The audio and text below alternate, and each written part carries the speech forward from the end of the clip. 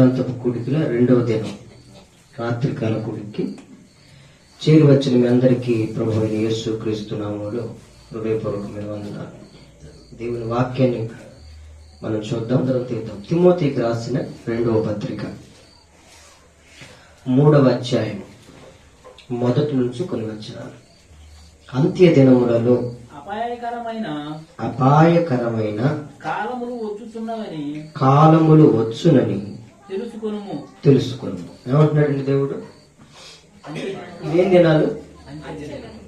ఈ సంవత్సరానికి ఈ రోజు మనం ఉన్న దినాలు ఏం దినాలు? అంచె దినాలు. అవునా? గత ఉదయం కొన్ని విషయాలు ధ్యానించాం అంచె దినాల గురించి. ఈ అంత్య దినాల్లోనట, దినాలలో గుర్తుపట్టండి, వాక్యాన్ని విభజించి చదువుకోవాలట్లా. దినాలలో కాలాలు ఉన్నాయి. ఈ దినాలలో కాలం ఉంది, అంటే సమయం ఉంది. అవి చాలా అపాయకరమైన కాలాలు. టైం బాగోలేదు అంటారు కొంతమంది. ఏం బ్రదర్ అలా ఉన్నా ఉంటే, ఏముంది బ్రదరు నా టైం బాగలేదు అంటారు. బైబిల్ కూడా అదే చెప్తుంది. ఇవి అంచె దినాలు, అపాయకరమైన కాలాలు వచ్చునని అందరూ తెలుసుకోవాలి. ఈ సంవత్సరాంతంలో కూడా మనం తెలుసుకుంటే మనకు మంచిది. దినాలు, చివరి దినాలు మన ముందు గతించిపోబోయే కాలం ఎలాంటివి అంటే అపాయకరమైనవి. అపాయకరమైన కాలాల్లో మనం బ్రతకాలంటే ఎంతో ఉపాయం కావాలి. అపాయం ఏం కావాలి? ఉపాయం కావాలి. అపాయంలో ఉపాయం లేదనుకోండి, మనం ఎట్టిపోతామో మనకే తెలియదు. అపాయంలో పడిపోతాం. అందుకనే దేవుడు ఒక మాట అన్నాడు. దేవుడు శోధన పెడతాడంట, శోధనలో తప్పించుకునే మార్గాన్ని కూడా చూపిస్తాడంట. అవునా? శోధన పెడతాడు. సాధారణంగా మనుషులకు కలిగే శోధనలు అంటవి. కొరింథీయులకు రాసిన మొదటి పత్రిక 10వ అధ్యాయం 13వ వచనం. సాధారణముగా మనుషులకు కలుగు శోధన తప్ప మరి ఏదియు మీకు సంభవింపలేదు. దేవుడు నమ్మదగినవాడు. మీరు సహింపగలిగినంత కంటే ఎక్కువగా ఆయన మిమ్మల్ని శోధింపబడలేదు. అంతేకాదు, ఇది మనకి ప్రాముఖ్యం. ఇప్పుడు మనం చదువుకునే వాక్యానికి అనుసంధానమైంది. సహింపగలుగుటకు ఆయన శోధనతో కూడా తప్పించుకునే మార్గాన్ని కలుగ చేసే దేవుడు ఆయన. అంచె దినాలు, అపాయకరమైన కాలాల్లో దేవుడు దానిలో నుంచి దాన్ని ఎలా దాటేయాలి అనే ఒక ఉపాయాన్ని మనకు ముందుగానే సిద్ధపరుస్తున్నాడు. అదే కదా మనం చదివింది. శోధనలో తప్పించుకునే మార్గాన్ని ఎవరు చూపిస్తారు మనకి? ఈ అపాయకరమైన కాలాల్లో దేవుని బిడ్డలమైన మనం అపాయంలో పడటం దేవునికి ఇష్టమా? ఇష్టం లేదు ఆయనకి. కాబట్టి ఈ రాత్రి అంటున్నాడు, ఇవి అంచె దినాలు, అపాయకరమైన కాలాలు వస్తాయి నీ జీవితంలో. వద్దును కూడా చెప్పాను మీకు. నా జీవితంలో ఏం జరగబోతుందంటే ప్రార్థన చేసి చెప్పండి అంటే దానికి జవాబు ఇదే. నా నెత్తి మీద చేసి ప్రార్థన చేసి చెప్పండి నా గురించి అంటే దేవుడు అంటాడు, అంచె దినాలరా, అపాయకరమైన కాలాలు ఉన్నాయి నీ ముందల, జాగ్రత్త. అర్థమవుతుందండి? చాలా అపాయాలు ఉన్నాయి నీ ముందున్న కాలంలో. ఇప్పటికే చాలా దేవుడు దాటించాడు మనల్ని. దాటించలేదా? ఎన్ని మరణాపాయాలు, ఎన్ని రోగాలు. బ్రతుకుతానని మనం అనుకున్నామా? అసలు ఇన్ని సంవత్సరాలు మన జీవితంలో చూస్తామని అనుకున్నామా? కానీ దేవుడు ఆశ్చర్యకరమైన సహాయం చేసి, అసలు సహాయం దొరికిద్దని కూడా మనం అనుకోలే. కానీ వాటన్నిటిలో నుంచి దేవుడు మనల్ని ఏం చేశాడు? ఆయన తప్పించాడు, నువ్వు తప్పించుకున్నావా? నీ తెలివితేటలతో, నీ సామర్థ్యంతో. నీకు ఇంకెన్ని దినాలు ఉన్నాయో నాకు తెలియదు, కానీ నువ్వు నేను మాత్రం ఎక్కడున్నావు అంటే 5 దినాల్లో ఉన్నావు. కానీ నీ ముందుల నువ్వు వేసే ప్రతి అడుగు కూడా చాలా అపాయకరమైన కాలాల్లో అడుగు పెట్టాల్సిన వ్యక్తివి. అపాయకరమైన కాలాల్లో మనం నడవలసిన వ్యక్తులు. ఆ అపాయకరమైన కాలాల్లో నడిచినా ఆ అపాయం నీ దగ్గరికి రాకుండా చేసేవాడే మనం ఆరాధించే దేవుడు. దేవునికి స్తోత్రం.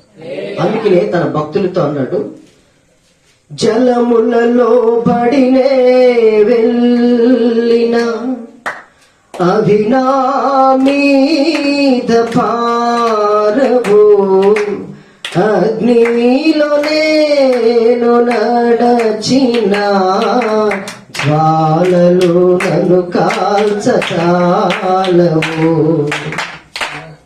ఎక్కడదా మాట? బైబిల్లో మాటే. ఎక్కడ మాట అండి అది? బైబిల్లో మాట అది. జలములలో పడి వెళ్ళాడు కానీ ప్రమాదం, అగ్నిలో పడుకుంటా వెళ్ళారు కానీ ప్రమాదం జరగల. అపాయకరమైన కాలాలు ఉన్నాయి. అయితే మనం దేవుని బిడ్డలమైతే, దేవునికి ఇష్టమైన బిడ్డలుగా మనం నడుచుకుంటే దేవుడు మనల్ని కూడా తప్పిస్తాడు. దానియేలు ఎంతో భక్తిపరుడు. ఆ దినాల్లో దానియేలు ముందున్న కాలం ఎలా ఉంది? ఆయనకి ప్రార్థన చేసుకుంటున్నాడండి. ఏమైనా తప్ప? ఆయన అలవాటు చొప్పు. ఇప్పుడు ఎవరి అలవాట్లు వాళ్ళకు ఉంటాయి. తప్పండి? ఎవరి దేవుళ్ళకు ప్రార్థన చేసుకుంటారు, ఎవరి నమ్మకం వాళ్ళది.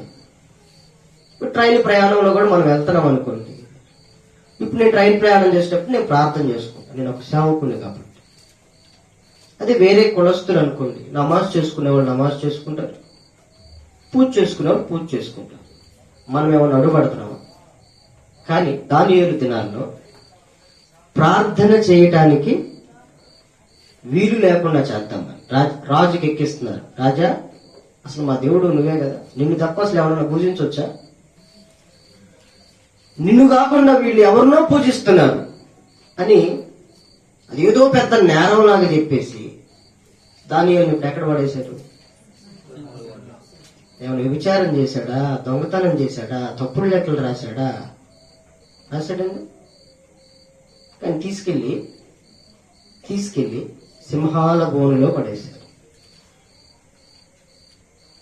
సింహాల బోనైనాను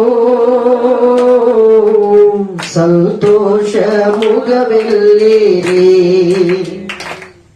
వరకనే రాశారు, వరకనే పాడుకున్నారు. వాళ్ళ అనుభవాల్లో కూడా వెళ్ళారు. సింహాల బోనులో అగ్నిలో పడేసిన సంతోషంగా వెళ్ళారు వాళ్ళు. మనకేమంతా హ్యాపీగా ఉండాలి. దేవుళ్ళలోకి వచ్చిన తర్వాత అసలు మనకి సింహాలు రాకూడదు, అసలు ఎదురు కూడా పడకూడదు. మనం వెళ్తే పక్క వెళ్ళిపోవాలి. మనం నడుస్తుంటే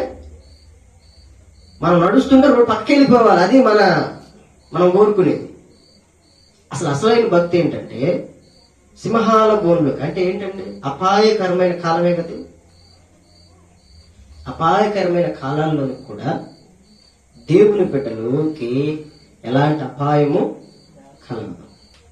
మిమ్మల్ని కాపాడువాడు కొనకడు, నిద్రపోడు. అర్థమవుతుందా? మిమ్మల్ని కాపాడేవాడు కొనకడు, నిద్రపోడు. కాబట్టి సింహాల బోనులో నుంచి దానియేలుని ఏం చేశాడు? కాపాడా. అంటే కొన్నిసార్లు మన పరిస్థితులు ఎలా ఉంటాయి?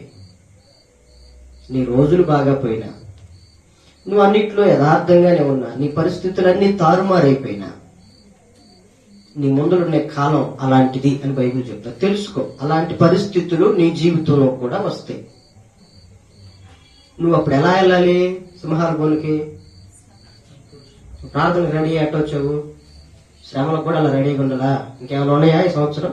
వచ్చే సంవత్సరానికి కూడా నేను రెడీ అన్నట్లుగా ఉండాలి ఈ సంవత్సరం. దేవునికి స్తోత్రం. ఈ సంవత్సరంలో కొన్ని సింహాల బోన్లకు వెళ్ళొచ్చాను. కరోనా బోన్లోకి వెళ్ళొచ్చా, ధైర్యంగా వచ్చా, దేవుడు నన్ను బాగు చేశాడు, దేవునికి స్తోత్రం. కొంతమంది ఇంకా వెళ్ళాలా. కరోనా వచ్చినోడు కదా, బోన్లోకి వెళ్ళి బయటకు వచ్చినోడు కదా తెలిసేది బాధ, అవమానం, అంతే కదండి. ఇల్లు బయటకి వచ్చారుగా. రానున్న సంవత్సరాల్లో కూడా దేవుని వాక్యం అంటే ఇంకా చాలా ఉన్నాయి. అయితే ఏదైనా సరే మేము ధైర్యంగా వెళ్తాం, ధైర్యంగా బయటికి వస్తాం. మా దేవుడు ఏదైనా చేయుటకు సమర్థుడు. దేవునికి స్తోత్రం. హల్లెలూయా, హల్లెలూయా. ఓరికి ఇదే వచ్చి ఇంకేదో వస్తున్నాయి అంటే బాబోయ్ అని అనుకోకూడదు, నెత్తి మీద కొట్టేసుకుని ఆడకూడదు. ఏదొచ్చినా సరే దేవుని బిడ్డలకు ఆ ధైర్యం ఉంటుంది. నిరీక్షణ కలిగిన వాడికి ఒక ధైర్యం ఉంటుంది. నిరీక్షణ కలిగిన వాడికి ఒక ధైర్యం ఉంటుంది. బైబిల్లో ఒక తండ్రికి కొడుకు ఆస్తి పంపమని ఉన్నదంతా తీసుకుని వెళ్ళిపోయాడుగా. తప్పిపోయిన కుమారుడు అంటాం మనం. చెట్టు అంత ఎదిగిన కొడుకు ఆస్తి తీసుకుని వెళ్ళిపోతే, ఎంతో కష్టపడి సంపాదించిన ఆస్తి తీసుకుని వెళ్ళిపోతే తండ్రికి ఎంత బాధ. ఆస్తి తీసుకున్నాడు, మధ్య మధ్యలో వస్తా పోతా ఉంటే ఆ సంతోషం వేరు. కానీ పెంచి పెద్ద చేసినోడుగా ఆ చరిత్ర అంతా ఈయనకు తెలుసు. ఆయన నిరీక్షణ ఏంటో తెలుసా? వాడు బతకలేనోడు, నాకు తెలుసు, వాడు ఎప్పటికైనా నా దగ్గరికి రావాల్సిందే. మనోళ్ళు అయితే ప్రకటనలు అన్నీ వేస్తారు, టీవీలో ఎత్తారు, సెల్ ఫోన్లో పడతారు. మీరు ఎవరికైనా కనపడితే మమ్మల్ని సంప్రదించగలరు, మంచి బహుమతి ప్రకటింపబడును అంటారు. అర్థమవుతుందా? ఆ తండ్రికి కొడుకు గురించి తెలుసు, వీడు నా దగ్గర తప్ప ఎక్కడా బతకలేడు, వాడు ఏ నాటికైనా ఏ గూటి పక్షి ఆ గూటికి చేరిద్దని చెప్పి అట్లాగే ఉన్నాడు. ఒకరోజు పరిగెత్తుకుంటా తప్పిపోయిన కొడుకు వచ్చాడు లేదా? నిరీక్షణ గురించి చెబుతున్న ఈ మాట. మన వాళ్ళకి నిరీక్షణ ఉండదు, మన వాళ్ళకి నిరీక్షణ ఉండదు. ఆ నిరీక్షణ ఆయన్ని సిగ్గుపరచల. కొడుకు కొన్ని సంవత్సరాలకి వెళ్ళి మళ్ళా తిరిగి వస్తే గొప్ప పండగ చేశాడు ఇంట్లో. ఎందుకు తెలుసా? తన నిరీక్షణని దేవుడు సిగ్గుపరచల. రానున్న దినాల్లో కూడా ఇది కాదు, ఇలాంటివి ఇంకెన్నొచ్చినా దేవుని బిడ్డలమైన మనం ప్రతిదానికి ఎలా ఉండాలి? సింహాల బోయినైనా ఎలా వెళ్ళాడు? బాబుని కాలు పట్టుకుంటాను, అవసరమైతే ప్రార్థన చేయమంటే ఆపేస్తాను, నన్ను మాత్రం సింహాల బోన్లో ఎత్తునాయన అని ఎవరిని కాలాయన పట్టాడా?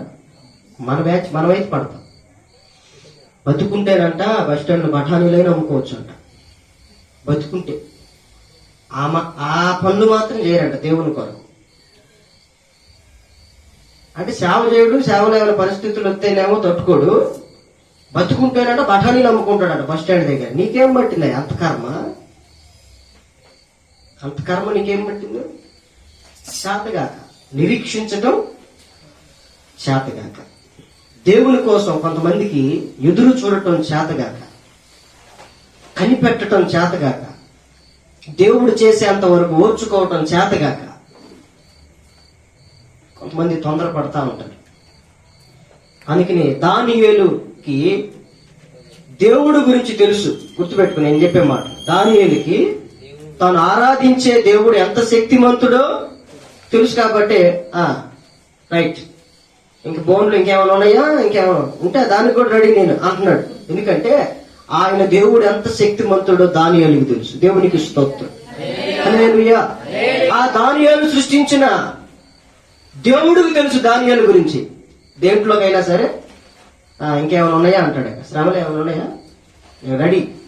ఇంకేమైనా ఉన్నాయా, ఎన్నిసార్లు వెళ్ళటానికైనా రెడీ. ప్రతి దానికి తెగింపు కలిగిన వాడు దానియేలు. అంటే ఇప్పుడు దానియేలు గురించి దేవుడికి తెలుసు, దానియేలుకి దేవుడు ఎలాంటి వాడో కూడా తెలుసు. కాబట్టి సింహాల బోన్లో ఆయనకి ఏమి అవలా అయిందండి. ఈ కరోనా వచ్చినప్పుడు ఎంత బాధపడ్డారు. పిల్లలు ఏమైపోతారు, కుటుంబాలు ఏమైపోతారు, అవునా? సేవకులు కానీ ఎవరైనా కానీ ఒక దేవుణ్ణి ఎరిగిన ఒక దేవుణ్ణి ఎరిగిన ఒక సేవకుడైనా, దేవుణ్ణి ఎరిగిన ఒక విశ్వాసి అయినా ఎలాంటి నిరీక్షణ కలిగి ఉంటాడు చెప్పండి? ఎలాంటి నిరీక్షణ కలిగి ఉంటాడు? నా దేవుడు, వీళ్ళేమన్నారు? షడ్రక్ మెషక్ అబేద్నెగోలు, మా దేవుడు మండుచున్న ఈ అగ్ని గుండంలో నుంచి మమ్మను రక్షించుటకు సమర్థుడు. ఎవరండి మన దేవుడు? సమర్థుడు. ఒకవేళ దేవుడు రక్షించకపోయినా పర్లా, మేము హతసాక్షులు అయిపోతాం. దేవునికి స్తోత్రం. మాకు తెలిసినంత వరకు 100% మాకు తెలిసినంత వరకు మా దేవుడు రక్షింప నేరక ఉండే దేవుడు కాదు. ఆయన పేరు రక్షకుడు. యేసు అంటే రక్షకుడు. మాకు తెలిసినంత వరకు ఆయన రక్షిస్తాడు. ఒకవేళ రక్షించకపోయినా మేము సనిగి గొనిగే వాళ్ళం కాదు. మేము దేనికైనా సిద్ధపడిన వాళ్ళం. ఆ దానియేలు దేవుడు ఈరోజు నీతో మాట్లాడుతున్నాడు. నువ్వు సిద్ధమేనా? కరోనా వచ్చి పోతే మంచం మీద పడుకోవడానికి సిద్ధమేనా? కరోనా కంటే ఇంకా భయంకరమైన వస్తాయి, దానికి కూడా నువ్వు సిద్ధమేనా? ప్రతిదానికి నువ్వు సిద్ధపడ్డావనుకోండి, లోకంలో వాళ్ళు చూడండి, బ్రతికితే చస్తే సత్యం, ఏదైతే రాని పోతే పాత బతితే బతుకుతా గట్టిగా ఉంటున్నారండి. మరి దేవుని బిడ్డలు ఎందుకన్నా ఉండలేరు? మందిరానికి రాను అంటే ఆయన రాట్లా, మేము వస్తానంటావు నువ్వు రావు. వాళ్ళకి పెద్ద నీ తేడా ఏముంది? రానంటే రావడే అంతే, విననంటే వినడం, ఇష్టం లేదంటే ఇష్టం లేదు. మరి నీ పరిస్థితి? అందుకే బైబిల్ అంటుంది, అంచె దినాలలో అపాయకరమైన కాలాలు వచ్చునని నువ్వు తెలుసుకో. ఆల్రెడీ కొన్ని దాటాం, కొన్ని దేవుడు దాటిస్తాడు. ఎర్ర సముద్రం వచ్చింది, ఎవరు దాటించారు? దేవునికి మొరపెట్టాడు మోషే, దాటించలేదా? ఇట్లా మన పితరుల జీవితంలో చూసుకుంటే ఎన్నో అపాయకరమైన కాలాలు ఆ దినం నుండి వస్తానే ఉన్నాయి. దేవుడు దాటిస్తానే ఉన్నాడు. ఈ దినాల్లో కూడా అపాయకరమైన కాలాలు ఇంకా వస్తాయి. 2021 ఉంది కదా, అంటే 20 బాగలేదు కానీ 21 బాగుంటుంది అనుకుంటున్నారు మీరు. అమ్మాయి 2020 దరిద్రం వదిలింది అనుకుంటే సరిపోతా? అంచె దినాలలో ఇంకా అపాయకరమైన కాలములు వచ్చునని నువ్వు తెలుసుకోకపోతే అపాయంలో నీకు ఉపాయం దొరకదు, తప్పించుకోలేవు, దాంట్లో ఇరికింపబడతావు. కాబట్టి దానియేలు ధైర్యంగా అపాయకరమైన కాలాలు వచ్చినా ధైర్యంగా దాని కొరకు సిద్ధపడి ధైర్యంగా బయటకు వచ్చాడు. షడ్రక్ మెషక్ అబేద్నెగోలు కూడా, బాబు మీ దండం పెడితే ఒక్క దాంట్లో మమ్మల్ని వదిలేండి అన్నారా? సంతోషంగా వెళ్ళారంట. అగ్నిలో పడవేసినా భయమేమీ లేకుండేది. భయం ఉండాలి. కరోనా వచ్చి పడుకున్నవాడు కంటే ఆ వార్త తిన్నవాడు ఎక్కువ భయపడుతున్నాడు. పడుకున్నవాడికి ఏం భయం లేదు, చక్కగా ఫుడ్ పెడుతున్నారు, చక్కగా మందులు ఎత్తున్నారు, తింటున్నాడు, పడుకుంటున్నాడు. 1-2 వారాలకు వచ్చేస్తున్నాడు. వచ్చిన తర్వాత కూడా ఈయనకి భయం, దూరంగా ఉండాలంట, ఈయనకి ఏడొచ్చుతుంది. అసలు విశ్వాసం అంతా అప్పుడు బయటపడిపోయింది. మొన్న బయటపడిపోయింది చాలా మంది అసలు విశ్వాసం. అసలు విశ్వాసులు అవిశ్వాసులు కూడా తెలిపోయింది. ఒక ప్రేమ లేదు, ఏమీ లేదు. అవునండి, ఒక కరోనా వచ్చిన ప్రేమించే ఇది లేదు, ఏమి లేదు, మొత్తం పటాపంచలేకపోయింది. ఈ అపాయకరమైన కాలాల్లో సంతోషంగా భక్తులైన వాళ్ళు వెళ్ళారు. మరి దానియేలుని ఎవరైతే సింహాల బోన్లో వేశారు, మిగతా బ్యాచ్ని కూడా వేశారు. టెన్షన్తో అక్కడే సగం ప్రాణం తెచ్చింది వాళ్ళకి, మిగతా ప్రాణం ఏమో సింహాలు తినేసింది. అవునా? దానియేలుని ఎవరైతే వేశారో వాళ్ళందరినీ రాజు ఏం చేశాడండి? సింహాలకు ఆహారం చేస్తే సంతోషంగా వెళ్ళారండి వాళ్ళు. దానియేలు ఎలా వెళ్ళాడు? ఏడుస్తే ఏమైనా వెళ్ళాడా? ఏమన్నా ఒకరోజు ఉపవాస ప్రార్థన చేసుకున్న టైం ఏంటి అన్నాడా? అడిగాడా దేవుణ్ణి? ఏమన్నా లేకపోతే దేవుడి మీద ఏమైనా శనిగాడా? ఎందుకంటే దానియేలు దేవుడు ఎవరో దానియేలుకు తెలుసు. మరి నీ దేవుడు ఎలాంటాడు నీకు తెలుసా? నీ దేవుడు ఎలాంటాడు నీకు తెలుసా? తెలిస్తే ప్రతి పరిస్థితికి నువ్వు ఎలా ఉంటావు? ధైర్యంగా ఎదుర్కొంటావు. అందుకే నేను అంటున్నాడు, శోధనలో తప్పించుకునే, శోధన పెట్టేది ఆయనే, శోధనలో తప్పించుకునే మార్గాన్ని చూపించేది కూడా ఆయనే. ఆ మార్గం చూపించినప్పుడు నువ్వు దానిలో నుంచి బయటికి వెళ్ళాలి. ఇప్పుడు సొదొమ గొమొర్రా అనే ప్రాంతం మీదకి ఒక అపాయకరమైన కాలం వచ్చేసింది. వస్తది అని చెప్పాడుగా సొదొమ గొమొర్రాలో. లోతు కూడా చెప్పాడుగా. ఎవడికన్నా ఎక్కిందా? వినలా. దేవుని దూతలు చెప్పారు, నువ్వు, నీ భార్య, నీ పిల్లలు, నీ బంధువులు ఇంకెవరైనా ఉన్నారా, నిన్ను బట్టి వాళ్ళని రక్షిస్తాను అన్నాడు. సరే, అల్లుళ్ళు ఉన్నారు. అయిపోయిన అల్లుళ్ళో కాబోయే అల్లుళ్ళో నాకు తెలియదు. అల్లుళ్ళు ఉంటే, ఒరే అపాయకరమైన కాలాలు రాబోతున్నాడు, దేవుడు నాతో మాట్లాడాడు, మరి నాతో పాటు కూడా రండి ఊరు విడిచిపోదామంటే, అల్లుళ్ళ దృష్టికి ఎలా ఉన్నాడంట? ఎగతాళి చేయువాని వలే ఉన్నాడంట. ఎవరు? లోతు. ఈరోజు అంత్య దినాల్లో వాక్యం వినేవాడికి అపహాసకుడికి ఎలా ఉంటదంటే ఏదో ఎగతాళిగా ఉంటది ఈ మాటలు. వాళ్ళు కూడా ఎగతాళి అని అనుకున్నారు. లోతు ఎగతాళి చేస్తున్నాళ్లే, మామగారు కదా, ఎగతాళి చేయువాని వలే అనుకున్నారంట. ఈ లోపు దేవుని దూత త్వరపెట్టింది. భార్య, భర్త, 2 కూతుళ్ళు. ఎంతసేపుడు ఊరు వదిలిపెట్టి రాట్లా. శోధన పెట్టాడు, శోధనలో తప్పించుకునే ఒక మార్గాన్ని చూపిస్తాం. మీరు పోండ్రా బాబా, మీరు దండం పెడతాం, ఇది నాశనం చేయాలంటే ఎంతసేపుడు కదలరే. ఈడు చదువుతాను వేశారు నలుగురిని. అదేగా బైబిల్లో మీరు చదువుకోండి, ఆదికాండ గ్రంథంలో. దూత వేగరమే తీసుకొచ్చి ఆమె బయటికి తీసుకొచ్చింది. వీళ్ళ దృష్టి ఎవరి మీద ఉంది? అల్లుళ్ళ మీద ఉంది. అయినా ఈడ్చి బయటేసేసారు. ఒక మార్గాన్ని చూపించినప్పుడు, ఇదిగో మీరు వెళ్ళేంత వరకు ఈ ప్రాంతాన్ని, నేను ఈ ప్రాంతాన్ని ఏమి చేయను, మీరు వెళ్ళండి అంటే, దేవుడు ఒక చోటకి వెళ్ళమంటే అయ్యగారు ఇంకో చోటకు పోయాడు. అవునా? దగ్గరగా ఉంది ఇక్కడికి వెళ్తాను, నేను అక్కడికి వెళ్ళను. దేవుడు శోధనలో తప్పించుకుని మార్గాన్ని చూపించినప్పుడు దానిలోనికి మనం వెళ్ళాలి. వారితో పాటు నేను ఎక్కడే చేస్తాను, నేను ఇక్కడే ఉంటానంటే వాళ్ళ కర్మం, వాళ్ళని మనం ఏం చేయలేము. ఇంకా వాళ్ళని మనం ఏమి. లోతు కుటుంబం అంతటికి ఒక అవకాశం ఇచ్చాడు.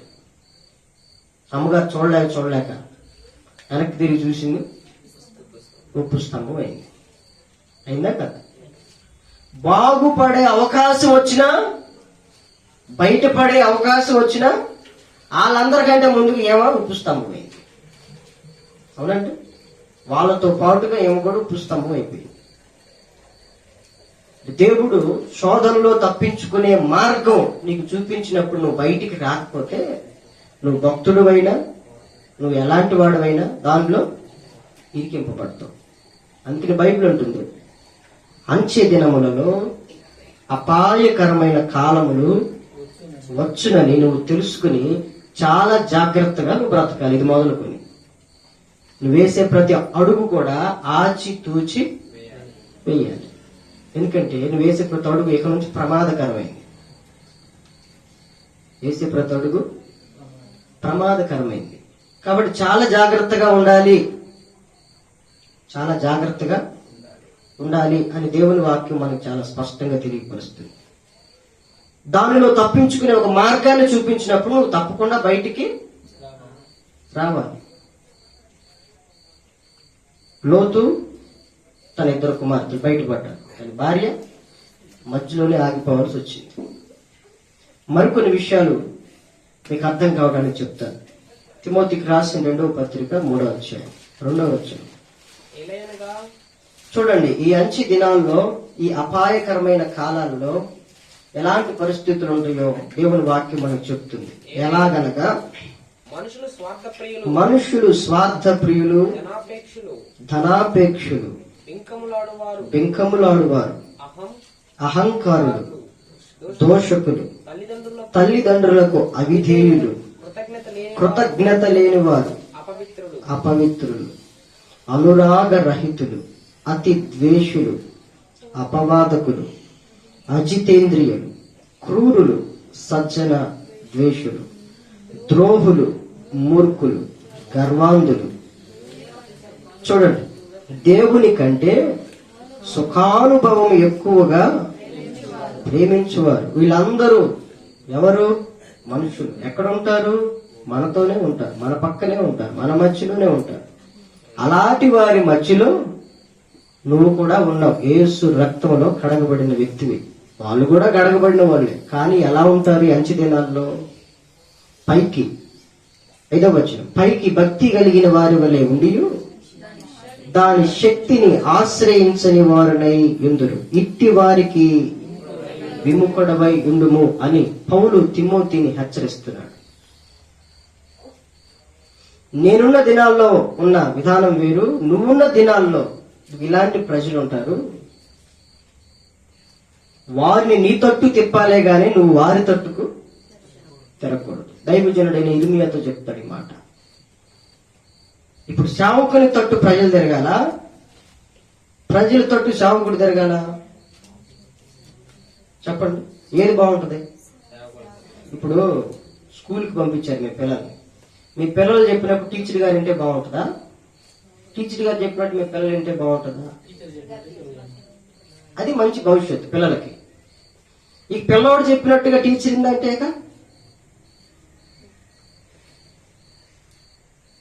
ఎవరికైనా మంచిగా ఉంటుందా? కాబట్టి తిమోతితో చెప్తూ అంటాడు, ఇట్టి వారితో నువ్వు చాలా జాగ్రత్తగా ఉండాలి. ఇలాంటి ప్రమాదకరమైన మనుషులు ఉన్నారు నీ చుట్టూ. అలాంటి వాళ్ళు ప్రమాదకరమైన మనుషులు. మీకు అర్థం కావడానికి ఇర్మియా గ్రంథం 15వ అధ్యాయం 19వ వచనం. కాబట్టి యెహోవా ఇలాగు సెలవిచ్చుచున్నాడు, నీవు నా తట్టు తిరిగిన యెడల నీవు నా సన్నిధిని నిలుచున్నట్లు నేను నిన్ను తిరిగి రప్పింతును. ఏవి నీచములో ఏవి ఘనములో నీవు గుర్తుపట్టిన యెడల నీవు నా నోటి వలే ఉండు. ఇది మనకి ప్రాముఖ్యం. ఇక్కడ నుంచి వారు నీ తట్టుకు తిరగవలెను గాని నీవు వారి తట్టుకు తిరగకూడదు. సేవకులతో చెప్తున్నాడు, ప్రవక్తతో చెప్తున్నాడు. దైవజనుని తట్టు లోకులు తిరగాలి. లోకులు తట్టు దైవజనుడు తిరిగితే అది అంత దరిద్రం. అర్థమవుతుందండి? లోకములో ఉన్న వారిని లోకములో నుండి వేరు చేసి దేవునిలోకి తీసుకుని రావాలి దైవజనుడు. లోకులతో కలిసిపోయి లోకులతో కలిసిమెలిసి జీవిస్తున్నాడు అనుకోండి దైవజనుడు, అది ఎంత దరిద్రం. అందుకని తిమోతితో చెప్తూ, ఇట్టి వారికి నువ్వు విముఖుడవై ఉండాలి. ఎలాంటి ప్రజల మధ్యలోనూ ఉన్నావు? స్వార్థ ప్రియులు, ధనాపేక్ష కలిగిన వారు, బింకములాడువారు, అహంకారులు, దోషకులు, తల్లిదండ్రులకు అవిధేయులు. ఇలా చాలా విషయాలు రాశాడు, లిస్ట్ రాశాడు అక్కడ. వీళ్ళందరూ ఎవరయ్యా అంటే మనుషులే. ఈ నైజం అంతా ఎవరిలో ఉంది? మనుషుల్లోనే. ఎవరిలో ఉన్నారంటే లోకుల్లోనూ ఉన్నారు, పైకి దేవుని మందిరానికి వచ్చే వాళ్ళలోనూ ఉన్నారు. కాబట్టి తిమోతి, అట్టి వారికి నువ్వు విముఖుడుగా ఉంది. ఎలా తెలుస్తుంది? పైకి ఎలా ఉంటారంటే వాళ్ళు భక్తిగా ఉంటారు, కానీ కొన్ని విషయాల దగ్గరికి వచ్చేసరికి దేవుని శక్తిని ఆశ్రయించరు. ఏవేవో శక్తులను ఆశ్రయిస్తారు. వారి యొక్క స్వశక్తి మీద ఆధారపడతారు, వారి స్వబుద్ధి మీద ఆధారపడతారు. కానీ దేవుని మీద ఆధారపడరు. కొంతమందిని చూసినప్పుడు అన్నం వండేటప్పుడు ప్రతి మెతుకుని చూస్తారా? ఒకటి చూడగానే అర్థమైపోద్ది. యేసుప్రభు చెప్పాడు, వారి ఫలములను బట్టి అసలు వీళ్ళు ఏ చెట్టుకు సంబంధించిన వాళ్ళు అనేది అంచనా వేయచ్చు అన్నాడు. చెట్టు నుంచి ఫలము ఎంచండి అన్నాడు. ఫలము నుంచి చెట్టుని ఎంచండి అన్నాడు. కొన్ని మాటలను బట్టి, మన మాటలలో ఉన్న కొన్ని ఫలాలను బట్టి మనం అసలు లోకులమా, లేకపోతే దేవుని బిడ్డలమా, లేకపోతే లోకము ప్లస్ దేవుడు రెండిట్లో ఉన్న ఉభయజీవులమా అనేది పరిశీలనగా తెలుసుకునే వాళ్ళకి అర్థమైంది. ఇలాంటి మనుషుల మధ్యలో ఉన్నారు. ఈ మనుషుల మూలంగా ఏమైపోయిందంటే కాలము చాలా అపాయకరమైనదిగా మారిపోయింది. అయితే తిమోతికి చెప్తా అంటాడు, ఇట్టి వారికి నువ్వు ఎలా ఉండాలి? చాలా దూరంగా ఉంటే మంచిది. ఇప్పుడు దూరంగా ఉండమన్నాడు. దూరంగా ఉన్నప్పుడు ఏం చేయాలి? కరోనా వచ్చింది, దూరంగా ఉండమన్నారుగా. నువ్వు మేలు పొందావా, మేలు పొందలేదా?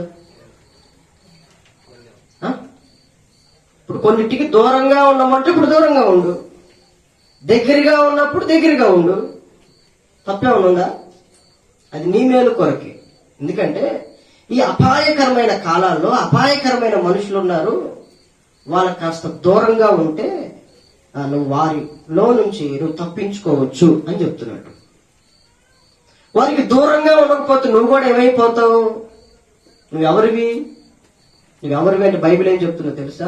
మీరు విలువ పెట్టి కొనబడిన వారు కాబట్టి మనుషులకు దాసులు కాకూడదు. వెలకట్టలేని యేసయ్య రక్తము చేత కొనబడిన వాళ్ళు, కడగబడిన వాళ్ళు కాబట్టి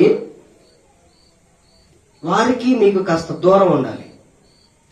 వారికి మీకు కాస్త తేడా. చదువుకున్న వాడికి చదువు లేనివాడికి తేడా ఉందా లేదా? ఉద్యోగం చేసేవాడికి నిరుద్యోగికి ఉంటుందా లేదా? పెళ్ళైనోడికి పెళ్ళవనోడికి ఉంటుందా లేదా? దేవుని బిడ్డలకి లోకులకు కూడా, దేవుని కలిగిన వారికి, దేవుడు ఎవరో తెలియని వారికి వ్యత్యాసం ఉండాలా లేదా? ఉండాలా లేదా? అందుకని అట్టి వారికి నువ్వెవరివయ్యా తిమోతి అంటే, నా సువార్త ద్వారా కనబడిన వ్యక్తి. నేను నిన్ను కన్నాను, యేసు రక్తము చేత కొనబడిన వ్యక్తివి కాబట్టి వారికి నీకు తేడా ఉండాలి. అర్థమవుతుందా? ఇంకా వాళ్ళు ఎలా ఉన్నారు చెప్పను? 6వ వచనం, పాప భరితులై నానా విధములైన దురాశల వలన నడిపింపబడి ఎల్లప్పుడూ నేర్చుకున్నను సత్య విషయమైన అనుభవ జ్ఞానము ఎప్పుడునూ పొందలేని అవివేక స్త్రీల యొక్క ఎండలో చొచ్చి వారిని చెరపట్టుకొని పోవు వీరిలో చేరిన వారు వీరిలో చేరకూడదు అని చెప్తున్నాడు.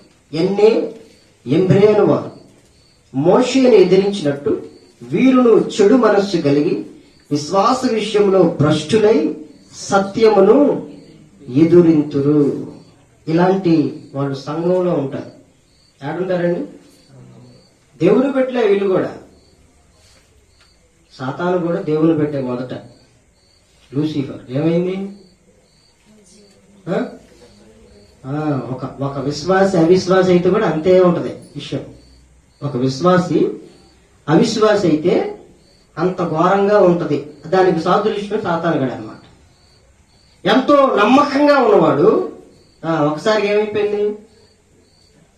సాతానుగా మారిపోయాడు. ఒక విశ్వాసి అవిశ్వాసిగా మారితే అంత ఘోరంగా ఉంటాయి పరిస్థితులు. బైబిల్ అందుకే అంటుంది, ఏ మనిషి కూడా నమ్మదగిన వాడు చాలా ప్రమాదకరమైన. అర్థమవుతుందండి? అందుకని ఒక భక్తుడు పాడాడు, నిలువెల్ల కోరపు విషమేనయ్యా మనిషిగా పుట్టిన సర్పానయ్యా అని వాడుకున్నాడు. ఎలా అంటాడంట ఆయన? పాము కంటే కోరల్లో ఉంటుందంట విషయం. అయితే ప్రభువా నాకు నిలువెల్లా ఉంది విషయం, కానీ నా పాపం కడిగావు నీ రక్తం అని పాడుకుంటాడు.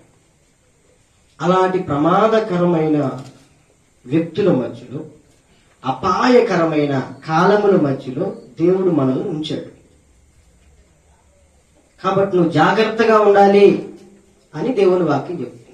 బయటికి ఎవరైనా వెళ్ళారనుకోండి, ఎవరైనా మా ఇంట్లో జాగ్రత్త అని చెబుతాం. ఎందుకని? టైం బాగాలేదండి ఈరోజు అంట.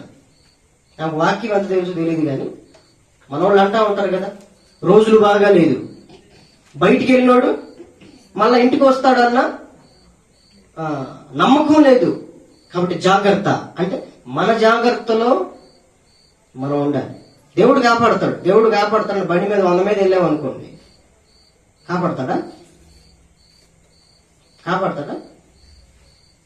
దేవుడు ఎప్పుడు కాపాడతాడు? ఎలా ఉంటే కాపాడతాడు? ఆ వివేచన తెలియాలిగా. ఎవరిని కాపాడతాడు? ఎలా ఉంటే కాపాడతాడు. అడగండి, ఇచ్చేస్తాను అన్నాడు అని చెప్పి ఏది పడితే అది అడిగితే ఎత్తాడా? ఏమండి, ఏది పడితే అది అడిగి అర్థం చేసుకోవాలి. వాక్యాన్ని ఎప్పుడు కూడా మనం అపార్థం చేసుకోకూడదు, దాన్ని పెడార్థాలు తీయకూడదు. కాబట్టి అపాయకరమైన కాలాలు వస్తాయి, వాటిని మనం ఎదుర్కోవాలి. వాటిని మనం దానియేలు లాగా, షడ్రక్ మెషక్ అబేద్నెగోలు లాగా మనం ఎదుర్కోవాలంటే మనం దేవుని బిడ్డలుగా మార్చబడాలి. అందుకే తిమోతితో చెప్తున్నాడు ఈ మాటలన్నీ. ఇలాంటి వాళ్ళలో నువ్వు అసలు చేరొద్దు. ఈ గ్రూపులు చాలా ఉన్నాయి, మందిరాల్లో కూడా ఉంటాయి ఇలాంటి గ్రూపులు. వారిలో నువ్వు మాత్రం చేరొద్దు. అట్టి వారికి విముఖుడుగా ఉండు.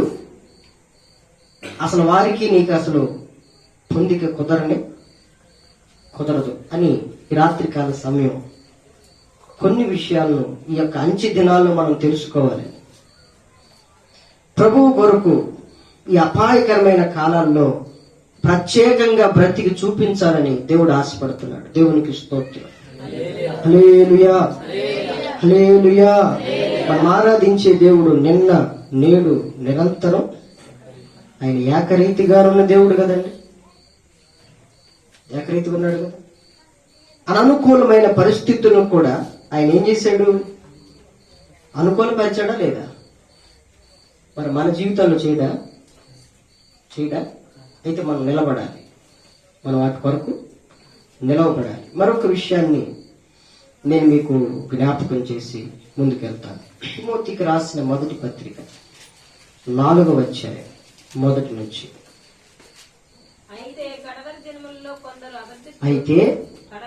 కడవరి దినములలో కొందరు అబద్ధికుల వేషధారణ వలన మోసపరచు ఆత్మలయందును దయ్యముల బోధయందును లక్ష్యముంచి విశ్వాస భ్రష్టులగుదురని ఆత్మ తేటగా చెప్పుచున్నాడు.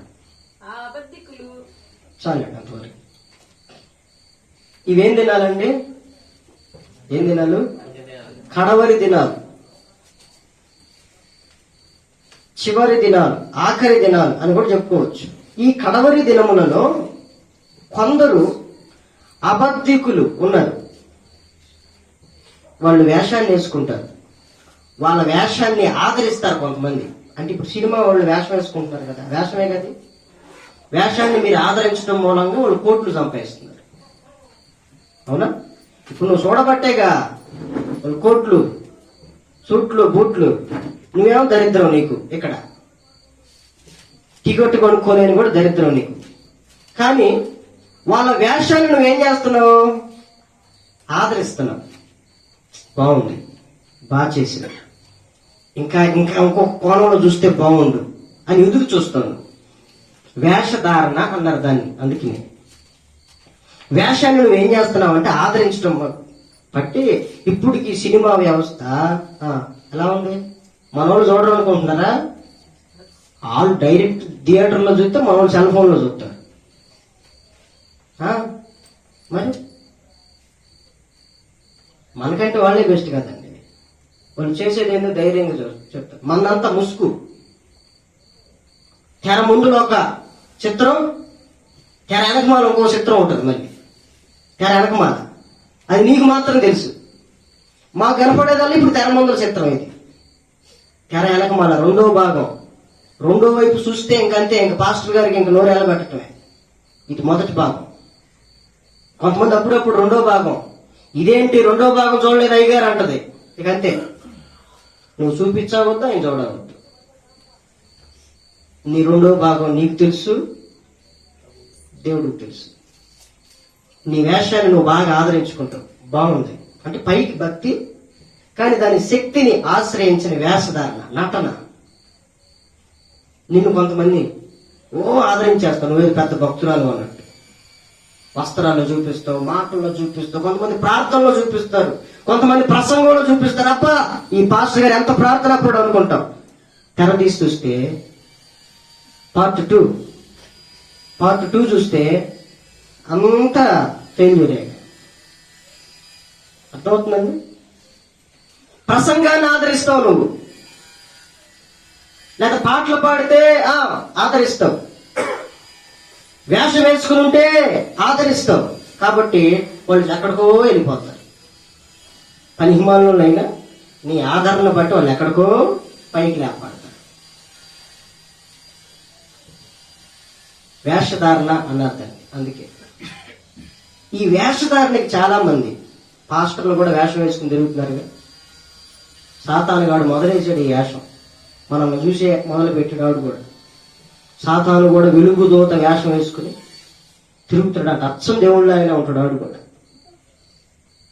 ఆడిని కూడా మనం ఆదరిస్తాం, ఎందుకంటే అచ్చం దేవుళ్ళలాగా ఉన్నాడుగా. మనం పై రూపాన్ని చూస్తాం కదా, లోపలేమున్నా మనకు అక్కర్లా. పైన బాగుంటే చాలు, చూడటానికి రమ్యంగా ఉంటేనే. అమ్మగారు పండు తెంచిందంటే చూడటానికి బాగుంది, మనకు కూడా చూడటానికి బాగుంటే మనం ఎవరినైనా ఆదరిస్తాం. సేవకుడి వేషాన్ని ఆదరిస్తాం, విశ్వాస వేషాన్ని సేవకుడు ఆదరిస్తాడు. ఆయన ఏమైనా ఆత్మ కలిగినోడైతే ఆ విషయం దేవుడి సన్నిధిలో కనుక్కుంటాడు. ఆయన ఆత్మ లేనోడు అనుకోండి, ఇక ఆమె వేషం చూసి ఈయన ఆదరించేసి ఎంత ప్రార్థనా పరుడయ్యా అనుకుంటాడు, ఎంత ప్రార్థనా పరుడు అనుకుంటాడు. ఆమె మోసం చేసే తర్వాత అర్థమైతే ఎప్పుడుకో వేషధారణ వలన చాలా మంది సేవకులు, లేకపోతే కొంతమంది అబద్ధికులు, విశ్వాసులు జనాలను ఏం చేస్తున్నారంట? మోసం. సేవ చేస్తానంటాడు, అంతా ముసుగులో సేవ. అదేంటో నాకు అర్థం కాదు. అంతా ముసుగే, అంతా వేషమే, అన్ని అబద్ధాలే. కానీ అలాంటి వాళ్ళని మన వాళ్ళు బాగా ఆదరిస్తారు. సినిమా వాళ్ళని ఆదరించినట్టుగా అలాంటి వాళ్ళని కనికరిస్తారు. పాపం ప్రారంభంలో ఉన్నాడు, పాపం అంటారు ప్రతిదానికి. ఏమైనా పొరపాటు కనపడినా పాపం శావుకుళ్ళే అనుకుంటారు. పాపం అది నీకు ఒక శాపంలా తయారైంది తర్వాత. అంతేనా? ఆదరిస్తావు బాగా కొన్నిటిని మనం చూస్తే. కొంతమంది అలాంటి వాళ్ళు ఈ కడవరి దినాల్లో వేషధారణని ఆదరించడం మూలంగా మోసపోతారంట. అర్థమవుతుందండి? మొదటేమో అబ్బో ఏమో అనుకున్నావు విన్నాయి, ఇదే ఇంక రెండో పార్ట్ అనుకుంటాం. అప్పటికే చాలా సంవత్సరాలు అయిపోతాయి, అప్పటికే మోసపోతున్నారు ఈ రోజున. ఇవేం తినాలండి? కడవరి తినాలి. సేవకులను కూడా నమ్మటానికి ఉందా? మా సేవకుడు అండి చాలా నమ్మకస్తుడండి, పరిశుద్ధుడు. ఏమో చెప్తుంది ఇక మేడలో బోర్డు వేయటమే ఇక ఆలస్యం. రాసి సంతకం పెట్టి స్టాంప్ వేసింది, సీఎం కదా. ఏ మనుష్యుడు నమ్మదగిన వాడు కాదు అంటుంది బైబిల్. ఏ మనుష్యుడు నమ్మదగిన వాడు కాదు. మీరు ఎన్నైనా చెప్పండి, మా సేవకుడు అట్టంటోడు కాదు. నేనేమన్నా అంటే కదా అట్టంటోడు కాదు అనేది. నువ్వు నేనేం అనలేదుగా. నేనేమన్నా అంటే నువ్వు అనాలా? అప్పుడు నేనేమనుకుంటానంటే ఇంక ఎట్టంటోడు నీకు కొన్ని తెలిసినట్టుందే అంటే అట్టంటోడు కాదంటే మరి ఎట్టంటోడు అనుకుంటా నేను. ఉంటారు కదండి మీలాగా ఆలోచించుకొని నాగాలాగా ఆలోచించోడు ఉంటారు వంకర టెంకరగా. అర్థమవుతుందా? కాబట్టి ఈ అంచె దినాలలో చాలా మంది కొంతమంది వేషధారణ సేవకులు, సేవకురాళ్ళు, లేకపోతే వాళ్ళ పిల్లలు, విశ్వాసుల మూలంగా సేవకుడు వాళ్ళ చూసి మోసపోతుంటే కొంతమంది సేవకులను చూసి మోసపోతున్న దినాలు ఇవి. కాబట్టి ఇవి ప్రమాదకరమైన కాలాలు. కాబట్టి జాగ్రత్తగా ఉండాలి. చాలా మంది వాళ్ళని ఆదరించి చాలా మంది వారి ద్వారా మోసపోయి విశ్వాస భ్రష్టులు అవుతారంట. ఏమవుతారండి? ఉన్న విశ్వాసం కాస్త ఊడిపోయి విశ్వాసంలో భ్రష్టత్వం వచ్చేసిద్ది. ఇక అంటది కొన్ని రోజుల తర్వాత, పాస్టర్ గారు ఇలా అంటాడని తెలిసింది. ఇక పొరపాట్లు కూడా ఆ దేవుడి దగ్గరికి వెళ్ళను, ఆ మందిరం దగ్గరికి వెళ్ళను, ఇక భ్రష్టత్వం వచ్చేసింది మనిషికి. ఇంకా ఆయన మంచోడు కాదు, ఇంకో చోడు. అందరూ అంతే ఉంటారండి? అందరూ అంతే ఉంటారా? ఇప్పుడు నీ కొడుకు ఫెయిల్ అయిపోయాడు, అందరూ ఫెయిల్ అయిపోయినట్టేనా? 10th క్లాసు నా కొడుకు ఫెయిల్ అయ్యాడు కాబట్టి అందరూ ఫెయిల్ అయినట్టే నా దృష్టిలో. అంటే నువ్వు పిచ్చిదారు మంచిదారు, నీకేమైనా పిచ్చా? ఎవరో దేవుడు అందుకే అంటున్నాడు, అలాంటి మోసగాళ్ళు ఉంటారు. రహస్యం అనేది ఎప్పుడు బయలుపడకుండా ఉండదు. అది బయటపడినప్పుడు ఆ మనిషి ఏమైపోతుందంటే వీళ్ళ మూలంగా, ఎలాంటి వాళ్ళ మూలంగా, కొంతమంది సేవకులను మోసం చేసేవాళ్ళు ఉంటారు, విశ్వాసం. ఇక దాంట్లో నుంచి ఆయన బయటికి రాలేడేగా. ఈయన ఇంకొక భ్రష్టత్వంలోకి వెళ్తాడు. ఈ సేవ చేసే కంటే బ్రతుకుట కంటే సచ్చుట మీరు అనుకుంటాడు. అంతగా మోసం చేసింది ఆయన అంతగా మోసం చేశాడు ఆయన. ఏమని కాబట్టి నిర్ణయం తీసుకుంటుంది, బ్రతుకుట కంటే చచ్చుట. చస్తే ఏమన్నా వచ్చిందా? ఏమన్నా మోసంలో నుంచి బయటపడతావా చస్తే? కొంతమంది విచిత్రమైన నిర్ణయాలు తీసుకుంటారు. నీకే పరిస్థితులు బాగాలా, నువ్వు చచ్చిపోతే పరిస్థితులు మారతాయా? నువ్వు ఏదో ఒకటి హాస్పిటల్ మీద పడుకుంటే మారతాయా? ఏమండి ప్రార్థన చేస్తాను ఏం మారుతున్నాయండి అంటది. మరి ఏంటన్నా పడుకుంటే మారతాయా? నేను అడుగుతా, మారతాయా? అర్థమవుతుందండి? కాబట్టి కొంతమంది కడవరి దినాలలో అబద్ధికుల వేషధారణ వలన మోసపోతున్నారు. ఒక మంచి వాక్యం చెబితే చాలు ఆయన అమ్మడిపోయే పడే పరిస్థితి. ఈరోజు ఒక మంచి పాట పాడితే చాలు ఆయన ఆదరించి ఆయన వెంబడించే పరిస్థితులు. అలాంటి దినాల్లో మనం ఉన్నాం. కొన్ని ఆకర్షణ కలిగిన మాటలు చెబితే చాలు. అర్థమవుతుందా? మనం చిన్నపిల్లలు అంటే చాక్లెట్ ఇచ్చి రా మీ నాన్న ఉన్నాడని ఆడదాన్ని తీసుకెళ్లి చెవులు కొన్నాయి, ముక్కులు కొన్నాయి, పీక్కి వెళ్తాను. నువ్వు చిన్నపిల్లవాడువా? కొంతమంది మోసపోతున్నారు. మోసం చేసేవాడు మాటలు ముందర బాగా నమ్మగలుగుతారండి. సేవకుడైనా కాదు, ఒక విశ్వాసి సేవకుడు నమ్మించాలంటే, ఆ నమ్మకాన్ని కుదిరించాలంటే ఎన్నో మాటలు నమ్మబలకాలి. ఆ మాటలు ఎలా ఉంటాయి? 5 ఏళ్ళు ఇస్తే 10 ఏళ్ళు ప్రాణం లేచి వచ్చింది ఒక్కొక్కరికి. అవునా? మోసం అని ఎప్పుడు తెలిసింది? చిన్న పిల్లవా నువ్వు? తెలియదా నీకు? 5 ఏళ్ళు ఇస్తే 10 ఏళ్ళు ఎవడిస్తారు? యాన్నులు తెచ్చిస్తాడు నీకు. ఎవరికైనా ఎక్కడ నుండి వస్తాయంట? ఓరకు ముద్రలు గుద్దుకోవడమేనా మన ఇండియా నోట్లని? ముద్రలు గుద్దుకునేటట్టు అయితే వాడు ఇచ్చాడంటే కరెక్టే. ఎందుకు ఇస్తున్నాడు నీకు 5 ఏళ్ళు ఇస్తే 10 ఏళ్ళు? ఆడు పిచ్చోడు, నువ్వు పిచ్చోడుగా. అర్థమవుతుందండి అన్నమాట. అంటే కొంత దూరం వెళ్ళిన తర్వాత కానీ మన మైండ్ ఎలగదు. అర్థమవుతుందా? బట్టల షాప్లో ఇప్పుడు దడదలు తీసిద్దే, ఇంటికి వచ్చిన తర్వాత దానికి ఏదో డ్యామేజ్. అక్కడేం కనపడవు మనకి, ఇంటికి వచ్చిన తర్వాత కనపడుతుంది. లభో దివో అంటది. అర్థమవుతుందా? అక్కడేం కనపడవు మనకి. ఇట్లా ఈ కడవరి దినాల్లో కొంతమంది అబద్ధికులు, వేషధారులు, మోసం చేసేవాళ్ళు ఉంటారు. జాగ్రత్త అంటున్నాడు. జాగ్రత్తగా ఉండకపోతే అజాగ్రత్తగా ఉంటే తన ప్రవర్తన విషయమై అజాగ్రత్తగా ఉండేవాడు చచ్చును అని సామెతల గ్రంథం చెబుతుంది. ఏమవుతాడంట? తన ప్రవర్తన విషయమై ఎలా ఉన్నాడంట? అజాగ్రత్తగా ఉన్నాడంట. మనల్ని మనం కాపాడుకోవాలి.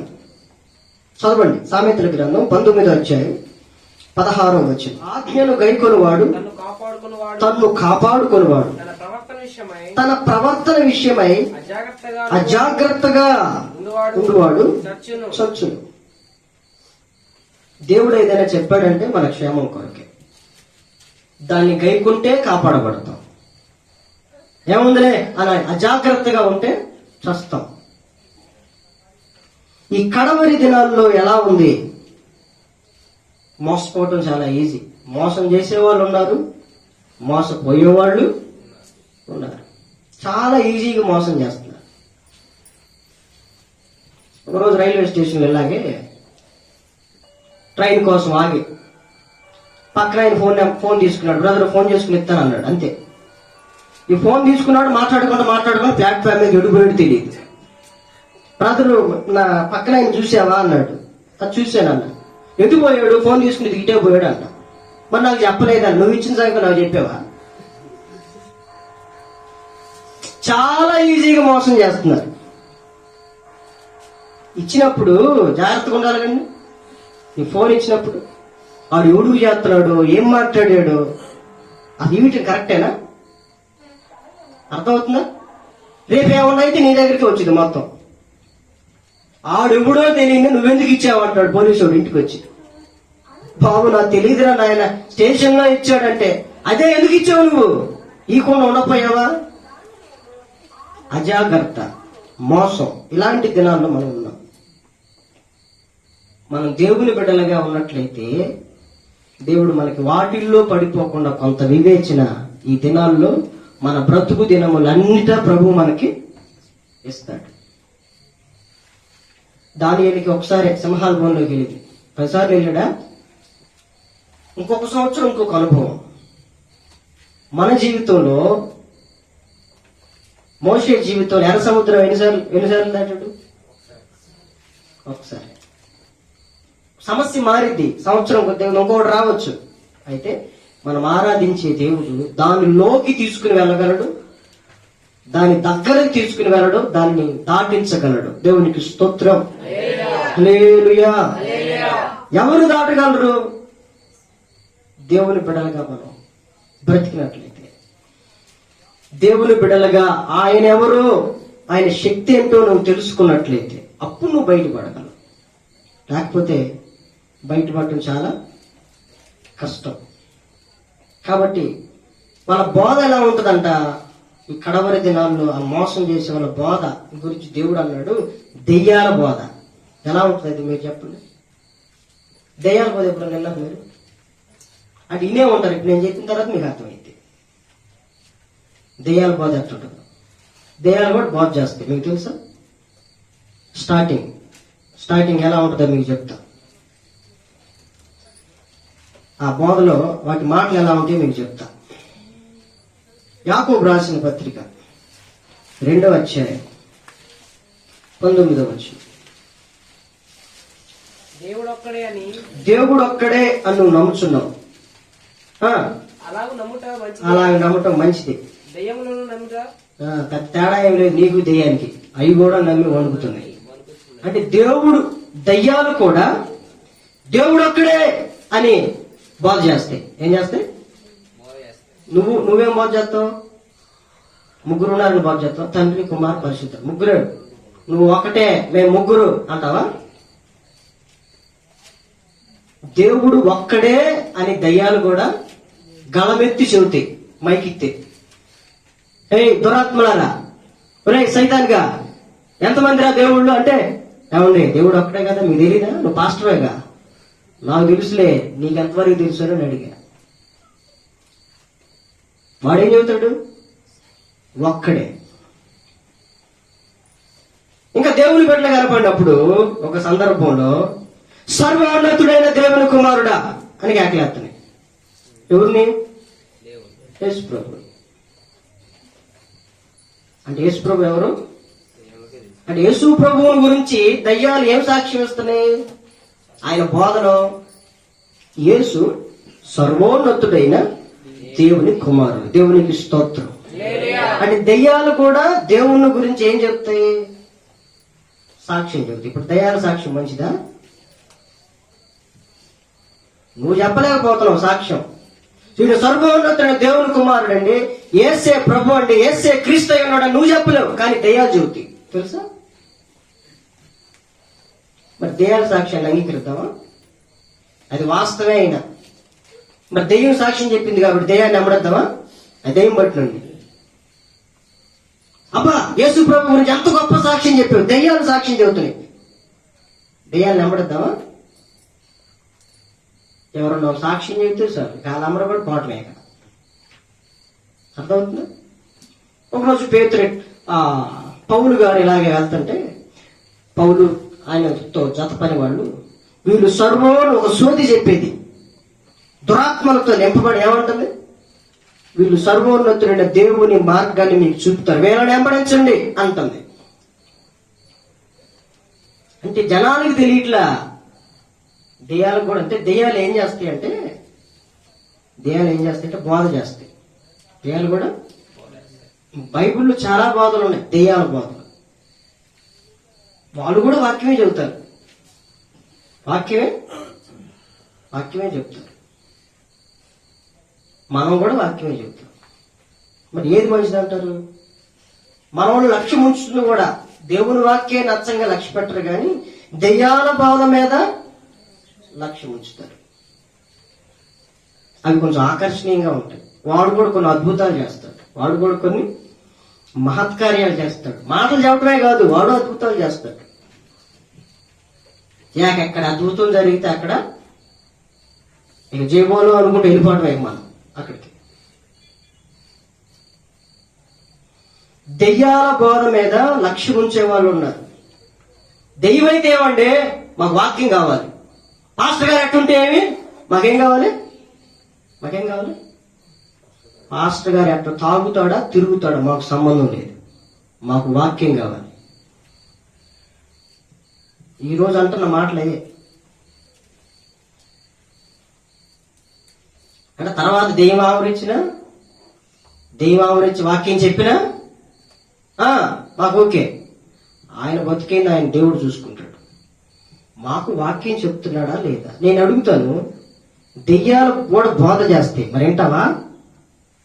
దెయ్యాలు కూడా దేవుడు ఒక్కడే అని చెప్తున్నాయి, అంగీకరిస్తావా? దెయ్యాలు కూడా సర్వోన్నతుడైన దేవుని కుమారుడు, మాతో నీకేం పని అని అన్నాయి. మాతో నీకేం పని, నీ సమయం ఇంకా రాలేదుగా అంది. మరి వాళ్ళని నమ్మడిద్దామా? దెయ్యాలు పట్టిన వాళ్ళు కూడా దేవుని గురించి సాక్ష్యం చెప్తే, ఏదైతే ఏముందంటే మాకు వాక్యం చెబుతున్నారు, మేము వాళ్ళ పోతామంటే ఇంకా దానికి మనం ఏం చేయలేము. ఇంకా తిమోతితో అందుకే చెప్తున్నాడు, ఈ కడవరి దినాల్లో దెయ్యాల బోధ యందు లక్ష్యం ఉంచుతున్నారు. దెయ్యాల బోధ యందు లక్ష్యం ఉంచి విశ్వాస భ్రష్టులవుతున్నారని ఆత్మదేవుడు తేటగా చెప్తున్నాడు. ఉన్నట్టు ప్రకటించే వాళ్ళు నీకు అర్థం కాదు. దెయ్యాలు సాక్ష్యం చెబితే నీకు విచిత్రం, సేవకులు చెబితే నీకు మామూలే అనుకుంటా. కానీ దెయ్యాలు అంటున్నాయి దేవుడు ఒక్కడే, దెయ్యాలు అంటున్నాయి సర్వోన్నతుడైన దేవుని కుమారుడా అంటున్నాయి. దురాత్మలు అంటున్నాయి మీరు సర్వోన్నతుడైన దేవుని మార్గాన్ని చూపించేవాళ్ళు, వాళ్ళని వెంబడించండి అని. మరి వాళ్ళు కూడా దేవుని గురించి చెప్తున్నారుగా, వాళ్ళని వెంబడిద్దామా? అలాంటి దురాత్మలు కలిగిన వాళ్ళు కూడా దేవుని గురించి ఈరోజు సాక్ష్యం చెబుతున్నట్లు మనం చూస్తున్నాం. అలాగేం పట్టింది? దురాత్మ కూడా ఎవరి గురించి బోధించింది? క్రీస్తుని గురించి బోధించింది. కాస్త వ్యత్యాసం అంతే, కాస్త వ్యత్యాసం. ఒరిజినల్కి డూప్లికేట్కి నీ తేడా తెలియదు. పిచ్చి కరేపాకు మంచి కరేపాకు తేడా తెలియదు నీకు అప్పటికి తేడా తెలియదంటే అసలు నువ్వేం మనిషివి? డూప్లికేట్ ఒరిజినల్ తేడా తెలియదండి, తెలీదా? పిచ్చి దొండకాయ మంచి దొండకాయ తెలీదా? హైబ్రిడ్ టమాటా నాటు టమాటా తేడా తెలీదా? ఇవేంది ఇట్టున్నాయి అయ్యేంది అట్టున్నాయి అన్న అనుకో ఆ మనిషి, మనమేం చేయలేము. ఇంకా అట్లాగే దెయ్యాల బోధ ఎలా ఉంటది, దేవుని బోధ ఎలా ఉంటది, కాస్త తేడా నువ్వు గమనించకపోతే నువ్వేమనుకుంటావంటే ఇది కూడా దేవుడు మాట్లాడింది అనుకుంటావు. బైబిల్లో అహీతోపెలు ఒక ఆయన ఉన్నాడు. ఆయన ఇంకేదైనా చెప్పాడంటే ఇక అచ్చం దేవుడు చెప్పినట్టే ఉంటది కానీ దేవుడు చెప్పింది కాదు. అర్థమవుతుందా? దేవుడు చెప్పినట్టే ఉంటది కానీ దేవుడు చెప్పింది కాదు. గుర్తుపెట్టండి. ఈ అంచె దినాల్లో అలాంటి ప్రసంగాలు ఒకవేళ వినకపోతే వింటావులే, విన్నా తర్వాత అయినా తెలుసుకుంటాం, నష్టమేం లేదు. నీకు మామూలుగా చెప్పినప్పుడు అర్థం కాకపోతే ప్రాక్టికల్లో అర్థమవుతాయి కొన్ని. బాబు అది నిప్పురా పట్టుకుంటే కాలిద్దరా అంటే నీకు అర్థం కాలేదనుకోండి, నిప్పుడు పట్టుకున్న తర్వాత అర్థమైంది. కనీసం ఎప్పుడో ఒకప్పుడైనా మీకు అర్థమయ్యేటట్టు చేస్తాడు. దేవుని బోధ ఏందో, దెయ్యాల బోధ ఏందో, అట్టి వివేచన ప్రభువు మీకు అనుగ్రహించును గాక. దేవునికి స్తోత్రం.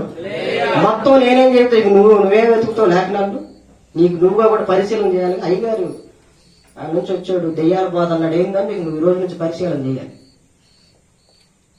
మన అయ్యగారు చెప్పేది దాన్ని కూడా పరిశీలన చేసుకోండి. పరిశీలన చేసిన తర్వాత ఒరిజినల్కి డూప్లికేట్కి కొంచెం తేడా ఉంటుంది. అప్పుడు మీరు దేన్ని వెంబడించాలి, దేన్ని వెంబడించకూడదనేది అది మీ ఇష్టం. కాబట్టి దెయ్యాల బోధ వింటే ఏమవుతాం అయ్యా అంటే విశ్వాస భ్రష్టులు అవుతాం. యేసు బోధ విన్నామంటే ఏమవుతామంటే విశ్వాసులు అవుతాం. దేవునికి స్తోత్రం. అంతే తేడా. వినుట వలన విశ్వాసం కలుగును, అది క్రీస్తు యేసును గూర్చిన మాటల వలన కలుగును. యేసుని గురించి వింటూ ఉండగా విశ్వాసం వృద్ధి, విశ్వాసంలో స్థిరపరచబడతాం, విశ్వాసంలో వేరుపారుతాం. ఎవడన్నా వచ్చి నిన్ను విశ్వాసంలో నుంచి పీకేయాలన్నా కానీ ఎవడు నీ వల్ల కాదు. అది నువ్వు విన్న బోధ మీద ఆధారపడి ఉంటుంది. అది దయ్యాల బోధ అనుకోండి, ఎవడన్నా పీకేస్తే వెళ్ళిపోతాం అన్నమాట. విశ్వాసంలో కూడా భ్రష్టత్వం వచ్చేసింది. ఇంకా అలాంటి దినాల్లో మనం ఉన్నాం. కాబట్టి జాగ్రత్తగా ఉండాలి అనేది దేవుని యొక్క వాక్యం మనం హెచ్చరిస్తుంది. మరొక విషయం చెప్తా. ఎఫెసీయులకు రాసిన పత్రిక 4వ అధ్యాయం 17వ వచనం. కాబట్టి అన్యజనులు నడుచుకొనున్నట్లు మీరు ఇక మీదట నడుచుకొనవలదని ప్రభువునందు సాక్ష్యం ఇచ్చుచున్నాను. వారైతే అంధకార మనస్సు గలవారై తమ హృదయ కాఠిన్యము వలన తమలోనున్న అజ్ఞానము చేత దేవుని వలన కలుగు జీవములో నుండి వేరుపరచబడిన వారై తమ మనస్సునకు కలిగిన వ్యర్థతను అనుసరించి నడుచుకొనుచున్నారు. వారు సిగ్గులేని వారై నుండి నానా విధమైన అపవిత్రతను అత్యాశతో జరిగించుటకు తమ్మును తామే కాముకత్వమునకు అప్పగించుకున్నారు. వారు అలా ఉంటారు. ఈ అంచె దినాలైనా అపాయకరమైన కాలాలైనా వాళ్ళు లోకులు కాబట్టి, యేసు రక్తంలో కడగబడిన వాళ్ళైనా వాళ్ళు భయభక్తులు లేని వాళ్ళు కాబట్టి, అక్రమంలో ఉన్నవాళ్ళు కాబట్టి వాళ్ళు అలా ఉంటారు అన్యజనులు. మరి మీరైతే అన్యజనులు నడుచుకున్నట్లు మీరు ఇక మీదట నడుచుకొనవలదని ప్రభువునందు సాక్ష్యం ఇచ్చుచున్నారు. వారైతే అంటున్నాడు, అలా ఉన్నారు. అంధకార మనస్సు కలిగిన వారే హృదయ కాఠిన్యము వలన తమలోనున్న అజ్ఞానము చేత దేవుని వలన కలిగే జీవములో నుండి వేరుపరచబడిన వాళ్ళు. మరి నీవైతే అంటున్నాడు దేవుడు, నీవైతే ఈ అంచె దినాల్లో, ఈ అపాయకరమైన కాలంలో, ఈ కడవరి దినాల్లో నీవైతే ఇది మొదలుకొని ఎలా ఉంటావు అనేది ఒక ప్రశ్న. ఈ సంవత్సరాంతంలో ఎన్నో సంవత్సరాల నుంచి మనం చూస్తున్నాం. వారైతే అలా ఉన్నారు. ఒకప్పుడు వారిలో ఉన్న వాళ్ళే మనం కూడా. మరి నువ్వైతే ఎలా ఉన్నావు? వారిలో నుంచి బయటకు వచ్చు మళ్ళా ఆరిలోకి కలిసిపోయేటట్టుగా ఉన్నావా? ఒకసారి పరిశీలన చేసుకోవాల్సిన సమయానికి మనం వచ్చాం. అయితే 20వ వచనం, మీరు యేసును గూర్చి విని ఆయన యందలి సత్యము ఉన్నది ఉన్నట్టుగానే ఆయన యందు ఉపదేశింపబడిన వారైన ఎడల మీరు అలాగు క్రీస్తును నేర్చుకున్న వాళ్ళు కాదు. వీళ్ళు యేసును గురించి వింటున్నారు, సత్యము ఉన్నది ఉన్నట్టుగానే ఉపదేశింపబడే వాళ్ళ దగ్గరికి వెళ్ళి వింటున్నారు, కానీ యేసును నేర్చుకోవట్లా.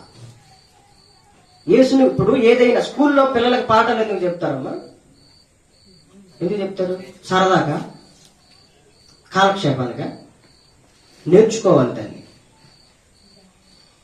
ఇప్పుడు ఓనమాలను ఎందుకు నేర్పిస్తారు? ఇది చదువుతున్నాం, ఇప్పుడు చదువుతున్నామంటే చదువు నేర్చుకున్నాం కాబట్టి. అంకెలు ఎందుకు నేర్చుకుంటాం? లెక్కలన్నీ తెలియాలిగా. అంటే చెప్పింది ఎందుకు? గుర్తుపట్టండి, చెప్పేది ఎందుకు? నేర్చుకోవడానికి. యేసుని గురించి మేము ఎందుకు చెప్తున్నాము? వీని వదిలేయడానిక? లేకపోతే మాకు పని లేక వచ్చారా, మీకు పని లేక వచ్చారా? మీకు పనులు లేవు, కానీ వచ్చేవాళ్ళు వాక్యం వినడానికి వచ్చారు. అయితే విన్న తర్వాత మీరు ఎవరిని నేర్చుకోవాలి? యేసుని నేర్చుకుంటే మనం వాక్యం విన్నప్పుడు, క్రీస్తుని గురించి విన్నప్పుడు, క్రీస్తు అంటే దేని గురించి మనం వింటామో దాని గురించి నేర్చుకుంటాం. పక్కింటి ఆమె నేర్పిస్తుంది, పిల్లలు లేరంట ఆ పక్కింటి ఆమెకి. ఏదో పుట్లో పోయి ఏ రాయి అయితేనేమి పళ్ళు ఒడగొట్టుకోవడానికి అని చెప్తుంది. ఇంకొక ఆమె ఇంకొక మాట చెప్తుంది. ఈమెకి ఏది ఈజీ పద్ధతి అయితే అక్కడికే వెళ్ళింది. ఈమెకి ఏది ఈజీ పద్ధతి అయితే పక్కన వాళ్ళు ఏం చెబుతుందో ఆమె వెంటనే ఏం చేసిద్దంటే ప్రయత్నం చేసి నేర్చుకుని ఆ పుట్టలో పోసి వచ్చింది. అది ఎవని అవ్వకపోయి ఏదో దర్గాకి వెళ్ళి తాయిత్తు కట్టించుకుని వచ్చింది. ఆ దగ్గరికి వెళ్ళి యాప్మాటలు తీసుకున్నారు, బాధించుకుని వచ్చింది. అంతే కదా. ఏదైతేనేమి రాయితో మనకు సంబంధం లేదు. పన్ను ఊడిందా లేదా? పన్ను అది. దేవునితో సంబంధం లేదు. రోగం తగ్గిందా లేదా? అర్థమవుతుందండి నా మాటలు మీకు? అర్థమవుతుందిగా. అంటే యేసుని గురించి విన్నప్పుడు యేసుని నేర్చుకోవడానికి ప్రయత్నించాలిగా. హాస్పిటల్లో చూపించుకోమన్నారు, ప్రయత్నం చేశావు, అవలా. ఇంకెక్కడో పుట్టలో పోయమన్నారు, అవలా. ఎవరో ప్రార్థన చేసుకోమన్నారు, నీ ప్రయత్నం అయితే నువ్వు చేయాలిగా. చెప్పేది ఎందుకయ్యా అంటే వెళ్ళి నేర్చుకోవడానికి. యేసుని గురించి చెప్పినప్పుడు యేసుని గురించి మనం నేర్చుకోవాలి. మా గురించి మేము వాళ్ళు చెప్పుకుంటున్నామా? కొంతమందికి బైక్ ఇస్తే సమయం చాలదు, ఆయన గురించి చెబుతాడే. ఉదయం లేచిన దగ్గర నుంచేక పడుకోబోయిన తర్వాత కూడా ఏమైంది కూడా చెబుతాడే. అవసరం అన్నా ఏంటి మనకి? యేసుని గురించి మనం చెప్పాలి. దేవునికి స్తోత్రం. హల్లెలూయా. నువ్వు ఎక్కడెక్కడ పొల్లాడావో డొల్లాడో మాకెందుకు? యేసుని గురించి చెప్పు. ఆయన ఎందుకు పుట్టాడు, ఎలా బ్రతికాడు, ఏం చెప్పాడు, ఎందుకు చనిపోయాడు, ఎందుకు తిరిగి లేచాడు, ఎందుకు ఆదరణకర్తకు వచ్చాడు, ఎందుకు ప్రార్థన చేసే ప్రతిసారి సమీపంగా వస్తున్నాడు, ఎందుకు మన మధ్యలోకి వస్తున్నాడు, ఎందుకు మన కొరకు రాబోతున్నాడు, ఇవి చెప్పు. నీ గురించి ఎవరికి కావాలి? నీ చరిత్ర, నీ పురాణం. యేసుని గురించి, ఆయన పరిశుద్ధతల గురించి చెబితే ఎవడన్నా మారుతాడు. అందరికి ఉండే పురాణమేగా, ఎవడికో ఒక్కొక్కడికి ఒక పురాణం ఉంటుంది. దాన్ని మనం విప్పి చావటం ఆ దరిద్రం అంతా. జీవితం పనికి మారింది అయితేనేగా ప్రభువు నిన్ను పట్టుకున్నాడు. అర్థమవుతుందా? ఇంకా అదంతా చెప్తాడు. ఇంకా అయితే నేనేమంటానంటే ప్రభువు గురించి చెప్పు. యేసుని గురించి చెప్తే యేసుని గురించి, యేసు మీద ప్రజలు విశ్వాసం ఉంచుతారు. దేవునికి స్తోత్రం. నీ గురించి చెబితే ప్రజలు నీ మీద విశ్వాసం ఉంచుతారు. ప్రజలు నీ మీద విశ్వాసం ఉంచుతారు. అందుకని వద్దంటున్నా, నీ గురించి చెప్పుకోవద్దంటున్నా. మనం దేని గురించి చెప్తామో దాని మీద విశ్వసిస్తారు, కాబట్టి దాన్ని నేర్చుకుంటారు. కాబట్టి క్రీస్తుని మనం ఏం చేయాలండి? నేర్చుకుంటే ఏది నిజమో ఏది అబద్ధం, ఏ మనిషి ఎలాంటి వాడు మనకి అర్థమైపోతుంది. క్రీస్తుని నేర్చుకోకపోతే మనం మందిరానికి వస్తున్నాం, వాళ్ళు మందిరానికి రావట్లేదు, అంతే తేడా, ఏముండదు. మిగతాదంతా సేమ్ టు సేమ్. తేడా ఎక్కడ కనపడుతుంది అంటే నువ్వు ఆదివారం మందిరానికి వస్తావు, వాళ్ళు రారు. మిగతాదంతా మన మామూలేక, మిగతాదంతా మామూలే. అలా ఉండకూడదు. వారైతే అలా ఉన్నారు. నీవైతే యేసు రక్తములో కొనబడిన, కడగబడిన వ్యక్తివి. కాబట్టి నువ్వు వాళ్ళకి విముఖుడువై దూరంగా జాగ్రత్తగా ఉండాలి. అప్పుడు ప్రభువుకు మహిమ కలిగి. నెబుకద్నెజర్ రాజు దినాల్లో దానియేలు దేవుణ్ణి ఎరిగిన వాడు కాబట్టి తన అలవాట్లు మర్చిపోయాడా? దినమునికి ఎన్ని మార్లు ప్రార్థించాడు? 3 మార్లు ప్రార్థన చేశాడు. ఎన్ని పరిస్థితులు తారుమారైనా తన అలవాటుని మార్చుకోవాలి. మరి రాజ్యం ఇంకెవరైనా చేశారా? మిగతా వాళ్ళు చేశారా, చేయలేదా? నాతో పాటు నలుగురు కూర్చున్నారా లేదా, అది నాకు అనవసరం. నా అలవాటు ప్రకారం నా దేవునికి నేను ఏం చేయాలి? ప్రార్థన చేయాలి. వాళ్ళు రాలేదండి పిలిస్తే, వీళ్ళు కూర్చోలేండి రమ్మంటే అనకూడదు. నువ్వు దేవుని రక్తంలో కడగబడి కొనబడిన వ్యక్తి నీ వంతుగా నువ్వేం చేయాలి? నువ్వు చేయాల్సింది నువ్వు చేయాలి. వారితో పొత్తు పెట్టుకోకూడదు. వాళ్ళైతే ప్రార్థన చేయరు, మరి నువ్వైతే? వాళ్ళైతే ఎటు కూడా చేయరు, మరి నువ్వైతే చేయాలిగా. వాళ్ళైతే వెళ్ళరు, నువ్వైతే వెళ్ళాలిగా. వాళ్ళైతే పనికి వాళ్ళ మాటలు చెబుతారు, మరి నువ్వు కడగబడ్డానంటున్నావు, సీనియర్ విశ్వాసం అంటున్నావు, ఎన్ని సంవత్సరాల నుంచో వెళ్తున్నానంటే మాది అనుభవం, మాది ఈ సహవాసం అంటావు. నోరు తెరిస్తే మళ్ళీ దేవుడి గురించి ఒక మాట చెప్పలేవు. ఏంటి మీ ఊరి సంగతులు అన్నాం అనుకోండి, ఇక మొత్తం స్టార్ట్ చేసి ఊరి పొలిమేర నుండి స్టార్ట్ చేసి ఊరి చివరి దాకా చెప్పింది ఊరి సంగతులు. యేసుని గురించి చెప్పమ్మా అని మీకు ఎప్పుడన్నా మైకి ఇచ్చారనుకోండి, చెప్పగలరా ఏమన్నా? యేసుని గురించి నేర్చుకుంటే చెబుతాం, నేర్చుకోకపోతే ఏం చెబుతామండి? అంతేనా? టీచర్ గారు పిల్లవాడు స్కూల్లో పాఠం చెబుతుందంటే మరి రేత్రావు నేర్చుకుని ప్రిపేర్ అయితే కానీ పొద్దునే చెప్పలేదు. 10th క్లాస్ దగ్గర తీసుకొచ్చి స్కూల్లో కూర్చోబెట్టే పిల్లల పాఠాలు చెప్పండి, ఆడేం చెబుతాడు? మనం ఏదైతే నేర్చుకుంటామో దాన్ని చెప్పగలం.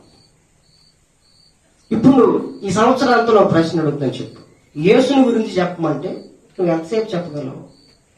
ఇన్ని సంవత్సరాలు ఇన్ని ప్రసంగాలు విన్నావు కదా, ఎంత అనుభవం ఉంది కదా నీకు. ఒకసారి ఆలోచించుకో. లోకంలో విషయాలు ఎన్ని మాట్లాడగలుగుతున్నాను రోజులో? యేసుని గురించి ఎంత మాట్లాడగలుగుతున్నాను?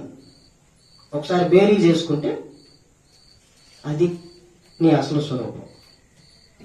నువ్వు ఎన్ని ప్రసంగాలు విన్నావు, ఎన్ని సంవత్సరాల మందిరానికి వెళ్ళేది కాదు, నువ్వు యేసుని గురించి ఎంత చెప్పగలవు ఇప్పుడు నీ అనుభవంలో? అది మన నిజ స్వరూపం. కాబట్టి వారైతే అలా ఉన్నారు, నువ్వు అలా ఉండకూడదు. నువ్వు ప్రత్యేకంగా ఉండాలి. ఎందుకని చెప్తాను. కొరింథీయులకు రాసిన 2వ పత్రిక 6వ అధ్యాయం 14వ వచనం. మీరు అవిశ్వాసులతో జోడుగా ఉండకుడి, నీతికి దుర్నీతితో ఏమి సాంగత్యం, వెలుగునకు చీకటితో ఏమి పొత్తు, క్రీస్తునకు బెలియాలుతో ఏమి సంబంధం, అవిశ్వాసితో విశ్వాసికి పాలెక్కడిది. దేవుని ఆలయములకు విగ్రహములతో ఏమి పొందిక, మనము జీవము గల దేవుని ఆలయమై ఉన్నాం.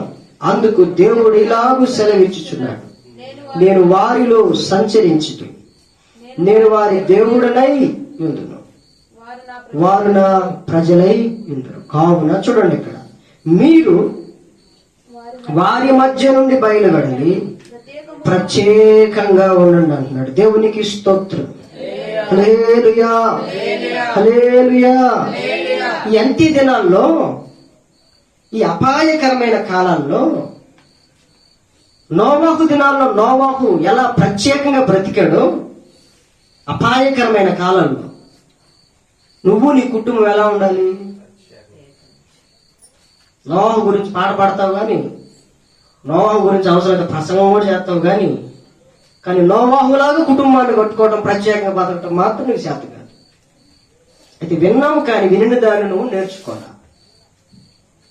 వినిన దాన్ని ఏం చేయాలండి? నేర్చుకోవాలి. నోవాహు చాలా ప్రత్యేకంగా బ్రతికాడు, వాళ్ళలాగే పుట్టాడు, వాళ్ళతోనే గడిపాడు, కానీ తన కుటుంబం చాలా ప్రత్యేకంగా ఉంది. అపాయకరమైన కాలాల్లో ఉన్నప్పటికీ దేవుడు ఉపాయంగా నోవాహును తప్పించాడు. దేవునికి స్తోత్రం. నువ్వు అలా ప్రభువు కొరకు బ్రతికితే దేవుని రాకల్లో నేను తప్పించడా? దేవుని ఉగ్రతలో నేను తప్పించడా? ఇక్కడ మనం చూస్తే అంటున్నాడు, మీరు అవిశ్వాసులతో జోడుగా ఉండకూడదు. చూడండి, ఉద్యోగస్తులేగా కొంచెం సహవాసం చేసేది, చదువుకున్నాం, చదువులు చేస్తారా? నిరుద్యోగులతో చేస్తారా? బైబిల్ అంటుంది, మీరు అవిశ్వాసులతో జోడుగా ఉండకూడదు, నీతికి దుర్నీతితో ఏమి సాంగత్యం. వెలుగునికి చీకటికి అసలు పొత్తు కుదరదు. వెలుగున్న చోట చీకటి ఉంటుందా? చీకటి ఉన్న చోట వెలుగు ఉంటుందా? అట్లా మనం అదృశ్యమైపోవాలి. వాళ్ళకి దూరంగా మనం పారిపోవాలి, లేదా మనకు దూరంగా వాళ్ళన్నా పారిపోవాలి. దేవునికి స్తోత్రం. హల్లెలూయా. యేసు ప్రభువుని చూస్తే దెయ్యాలు పారిపోయినట్టు మనం చూస్తే కొంతమంది పారిపోవాలి. కొంతమందిని చూసినప్పుడు మనం పారిపోవాలి.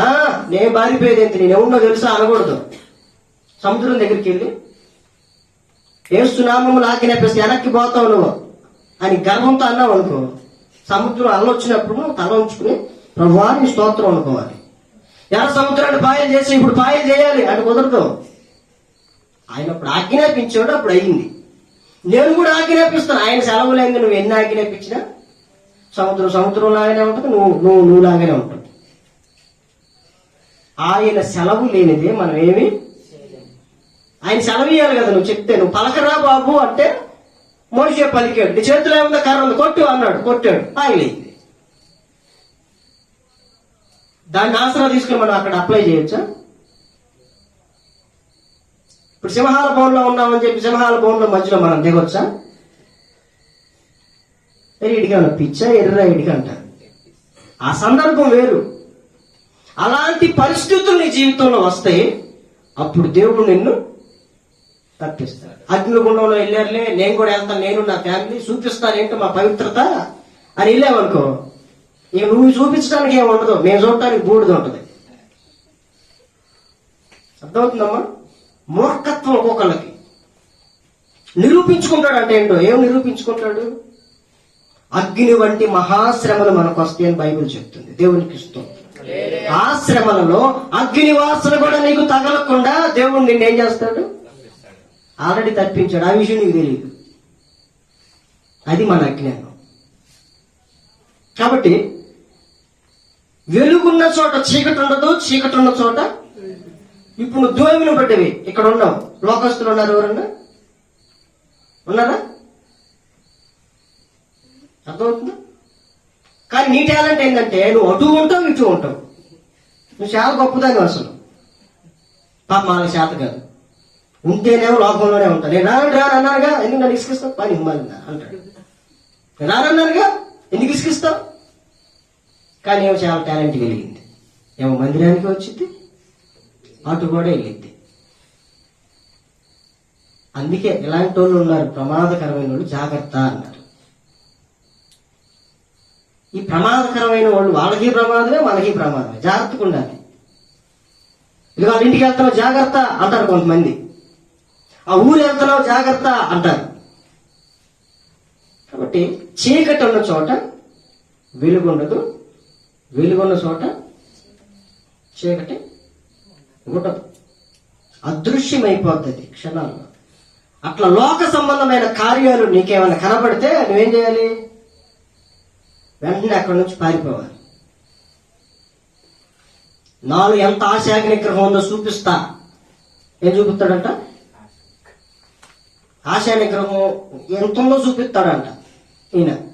అంటే లోకంలో ఉండి కూడా నేను ఇట్లా ఉంటాను, ఉండగలను చూపిస్తాడంట. మూర్ఖత్వం. దేవుడు పారిపోమన్నాడు. యోసేపు పాపాన్ని చేసే సమయం వచ్చినప్పుడు నా వీరత్వం చూపిస్తా అన్నాడండి. నువ్వేమైనా చేసుకో, నాలో స్పందన ఉండదు అన్నాడా? మూర్ఖత్వం అండి అది. నేను రాయలంటోండి, చలనం ఉండదు నాలో అని భీష్మించుకుని నిలబడ్డా. పారిపోయాడు. అక్కడ అడేమయ్యాడు? పారిపోయాడండి. మనోళ్ళు కొన్నిసార్లు చూపిస్తా ఉంటారు ఇట్లాంటి. ఏమనుకుంటున్నావు? చలనం లేదు నాలో. నిరూపించాల్సినప్పుడు నిరూపించు, బాగానే ఉంటుంది. నీకు నువ్వు నిరూపించుకో. మాకు దేవుడు నిరూపించే కొన్ని సందర్భాలు వస్తాయి. ఆ సందర్భంలో తప్పకుండా దేవుడిని ద్వారా నిరూపిస్తాడు. దేవునికి స్తోత్రం. హల్లెలూయా. వాళ్ళు నిరూపించుకోవాలా? షడ్రక్ మేషక్ అబేద్నెగోలు దేవుడు నిరూపించాడు. రాజు తెలుసుకుని దానియేలు, షడ్రక్, మెషక్, అబేద్నెగోలు అను వారి వీరి దేవుడే మన దేవుడు కూడా ఈ రోజు నుంచి. వాళ్ళు నిరూపించుకోవాలా, దేవుడు నిరూపించాడు. యోబు నిరూపించుకోవాలా, దేవుడు నిరూపించేటట్లు చేశాడు. కాబట్టి మన వాక్యాన్ని అర్థం చేసుకోవాలి. మనం కొంచెం దూరంగా ఉండాలి. వాళ్ళు మనకు దూరంగా ఉంటున్నారుగా, మందిరానికి రాకుండా నువ్వు కూడా వారితో కలిసిమెలిసి ఉండకుండా దూరంగా ఉండాలి. అంటే కొంతమందికి ఎట్ట అర్థమైందంటే, నా భర్త అవిశ్వాసం కదండి, మరి ఆయన ఏం చేయాలి? దూరంగా ఉండాలా? విచిత్రమైన ప్రశ్నలు వస్తాయి మన వాళ్ళకి బైబిల్ చదివేటప్పుడు. అర్థం చేసుకోవడం మొహాలకు అర్థం కాదు, కానీ బైబిల్ అందుకే రాసి ఉంది. పౌలు చెప్పాడు, విశ్వాసి అయిన భార్యను బట్టి అవిశ్వాసి అయిన భర్త పరిశుద్ధపరచబడతాడు. దేవునికి స్తోత్రం. హల్లెలూయా. ఏమవుతాడు? నువ్వు విశ్వాసం అయితే మీ ఆయన నిన్ను బట్టి ఏమవుతాడు? పరిశుద్ధపరచబడతాడు. నువ్వు అవిశ్వాసం అయితే సన్నాసి కలిస్తే అంటే బూడిద రాలిద్దంట. ఇద్దరి మధ్యలో ఎవరు రాలిద్ది? నువ్వు అవిశ్వాసం అయ్యి ఆయన అవిశ్వాసం అయ్యి ఏముంటుందండి మధ్యలో? నువ్వు విశ్వాసిగా దేవుడు నిన్ను ఎందుకు మార్చాడంటే, నిన్ను బట్టి నీ భర్తని రాబట్టడానికి. పేతురుపత్రికలో ఉంటుంది కదా, నీ వాక్యము లేకుండానే 3వ అధ్యాయం, పేతురు రాసిన పత్రిక 3వ అధ్యాయం మొదటి నుంచి చదువు. మొదటి పేతురు, అటువలే స్త్రీలారా మీ స్వపురుషులకు, అంటే ఏంటి? వాళ్ళు విశ్వాసైనా అవిశ్వాసైనా అని అర్థం. గుర్తుపెట్టుకోండి అమ్మా. ఆ విశ్వాసం లేదుగా, ఆయన నాకు లోపడాలి, నాకు తెలుసుగా దేవుని గురించి, నేను చెప్పింది వినాలి. ఆయన స్వపురుషులకి లోపడాలి. అందువలన వారిలో ఎవరైనాను వాక్యములకు అవిధేయులైతే, నాలుగులో ఎవరున్నారంట? అవిధేయులు ఉన్నారు. ఎలాంటి అవిధేయులు? వాక్యానికి అవిధేయులు. వారు భయముతో కూడిన, నువ్వేదో విశ్వాసం అని చెప్పుకుంటున్నావుగా అందరికి, మీ ఆయన చెప్పాలి నువ్వు విశ్వాసం అని, అది నిజమైన సాక్ష్యం. మావిడ మంచి విశ్వాసాన్ని అని చెప్తే అది నెంబర్ 1 సాక్ష్యం. నేను విశ్వాసం అండి అని చెప్పింది మాస్టర్ గారి దగ్గరికి వచ్చి. వాక్యమునకు అవిధేయులైతే వారు భయముతో కూడిన మీ పవిత్ర ప్రవర్తన చూచి వాక్యము లేకుండానే తమ భార్యల నడవడి వలన రాబట్టవచ్చు. అది విషయం. టాలెంట్ అంతా మీ దగ్గరే ఉంది. నిండాలన్నా, సంఘం మండాలన్నా, ఆగిపోవాలన్నా ఏమైనా మీ చేతుల్లోనే ఉంది. ఎందుకంటే విశ్వాసులు ఎక్కువ కదా స్త్రీలలో. భయముతో కూడిన పవిత్ర ప్రవర్తన చూస్తారంటాడు. ఈ మనిషి మందిరానికి వెళ్తుంది, దీనిలో అసలు మార్పు ఉందా లేదా? మారిందనుకోండి, సంతోషించి ఆయన కూడా అబ్బే మార్పు ఏం లేదండి అంటాడు. నువ్వు వెళ్ళావు ఒకటి, నేను అడగపోయినా ఒకటి అంటాడు. అది సాక్ష్యం మన ఇళ్ళ దగ్గర. నువ్వు వెళ్ళావు ఒకటి, అది సేమ్ టు సేమ్ మన ఇద్దరు. కాదు నువ్వు మందిరానికి వెళ్తావు, నేను మందిరానికి వెళ్తాను. మిగతాదంతా మావులే. నీది సేకటి జీవితం, నాది సేకటి జీవితమే.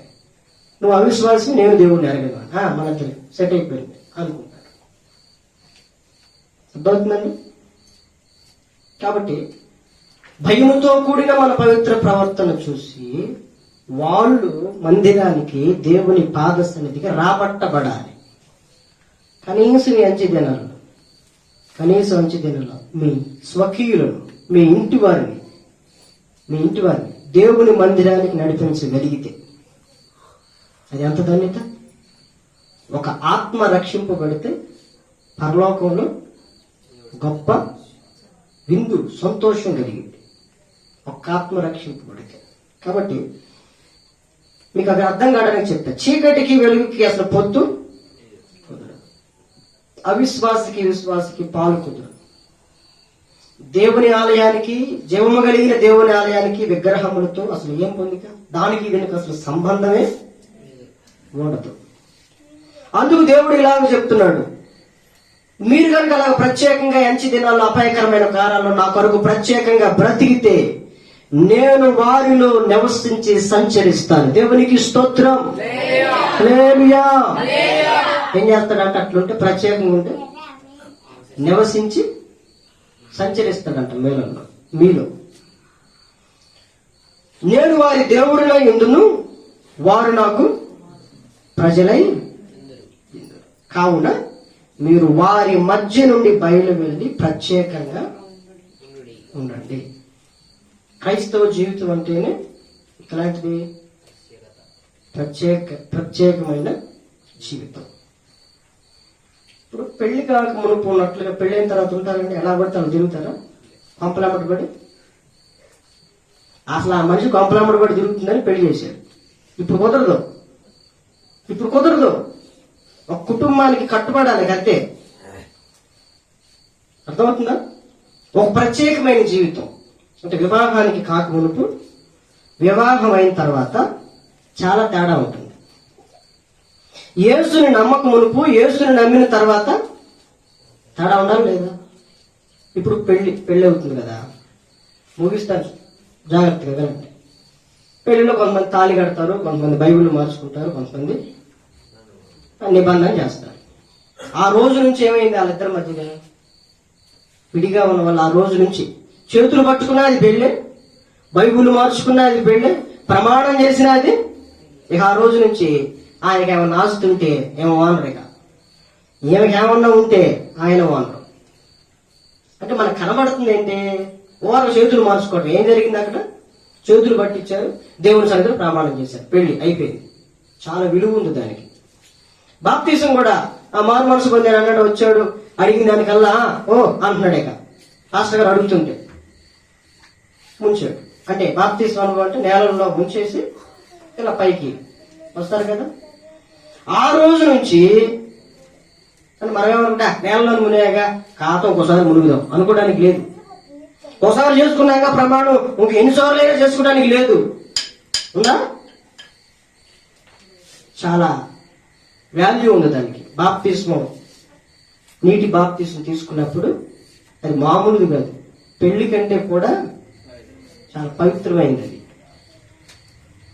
ఎన్నిసార్లైనా మునుగుతానని అంటాడు. ఆడికి అసలు విలువ తెలుసా? బాప్తిస్మం విలువ తెలిస్తే అలా అంటాడా? అంటే మునగటమే కనపడుతుంది, కానీ దాని తర్వాత జీవన విధానం వేరుగా ఉండాలి. చేతులు పట్టుకోవటం, ప్రమాణం చేయడమే కనపడుతుంది, కానీ దాని తర్వాత జీవన విధానం మారాలి. అర్థమవుతుందన్న మాటలు? నీకు ప్రమాణమే కనపడుతుంది, లేకపోతే బాప్తీసం తీసుకునే పట్ల నేలలో ముంచుతూనే కనపడుతుంది, కానీ దాని తర్వాత నీ జీవితం మారాలి. ఉద్యోగానికి ముందు, ఉద్యోగానికి తర్వాత జీవితం మారదా? పిల్లల పుట్టుక మునుపు, పిల్లల పుట్టిన తర్వాత మానవ పరిస్థితులు. యేసు దగ్గరికి రాక మునుపు, యేసు దగ్గరికి వచ్చిన తర్వాత ఒక వ్యత్యాసం ఉండాలి. దేవునికి స్తోత్రం. ఆ వ్యత్యాసాన్ని చూసి మీ దేవుడే మా దేవుడు అని ఎవడన్నా చెప్తే అది నంబర్ 1 సాక్ష్యం మన గురించి. ఎప్పుడు మైకి దొరికితే సాక్ష్యం చెబుతా అంటే నువ్వేంటి చెప్పేది సాక్ష్యం? యేసు ప్రభు సైతిగా అన్నాడు, నా గురించి నేను సాక్ష్యం చెప్పుకునేది సత్యం కాదు, నా కొరకు నా గురించి సాక్ష్యం చెప్పే వేరొక వాడు కాడు యోహాను అని చెప్పాడుగా. నా గురించి నేను సాక్ష్యం చెప్పుకునే సత్యం కాదు అన్నాడు. మనం ఎప్పుడైతే ఒక మాదిరికరమైన జీవితం ప్రభు కొరకు బ్రతుకుతామో అప్పుడు అది అసలైన సాక్ష్యమే.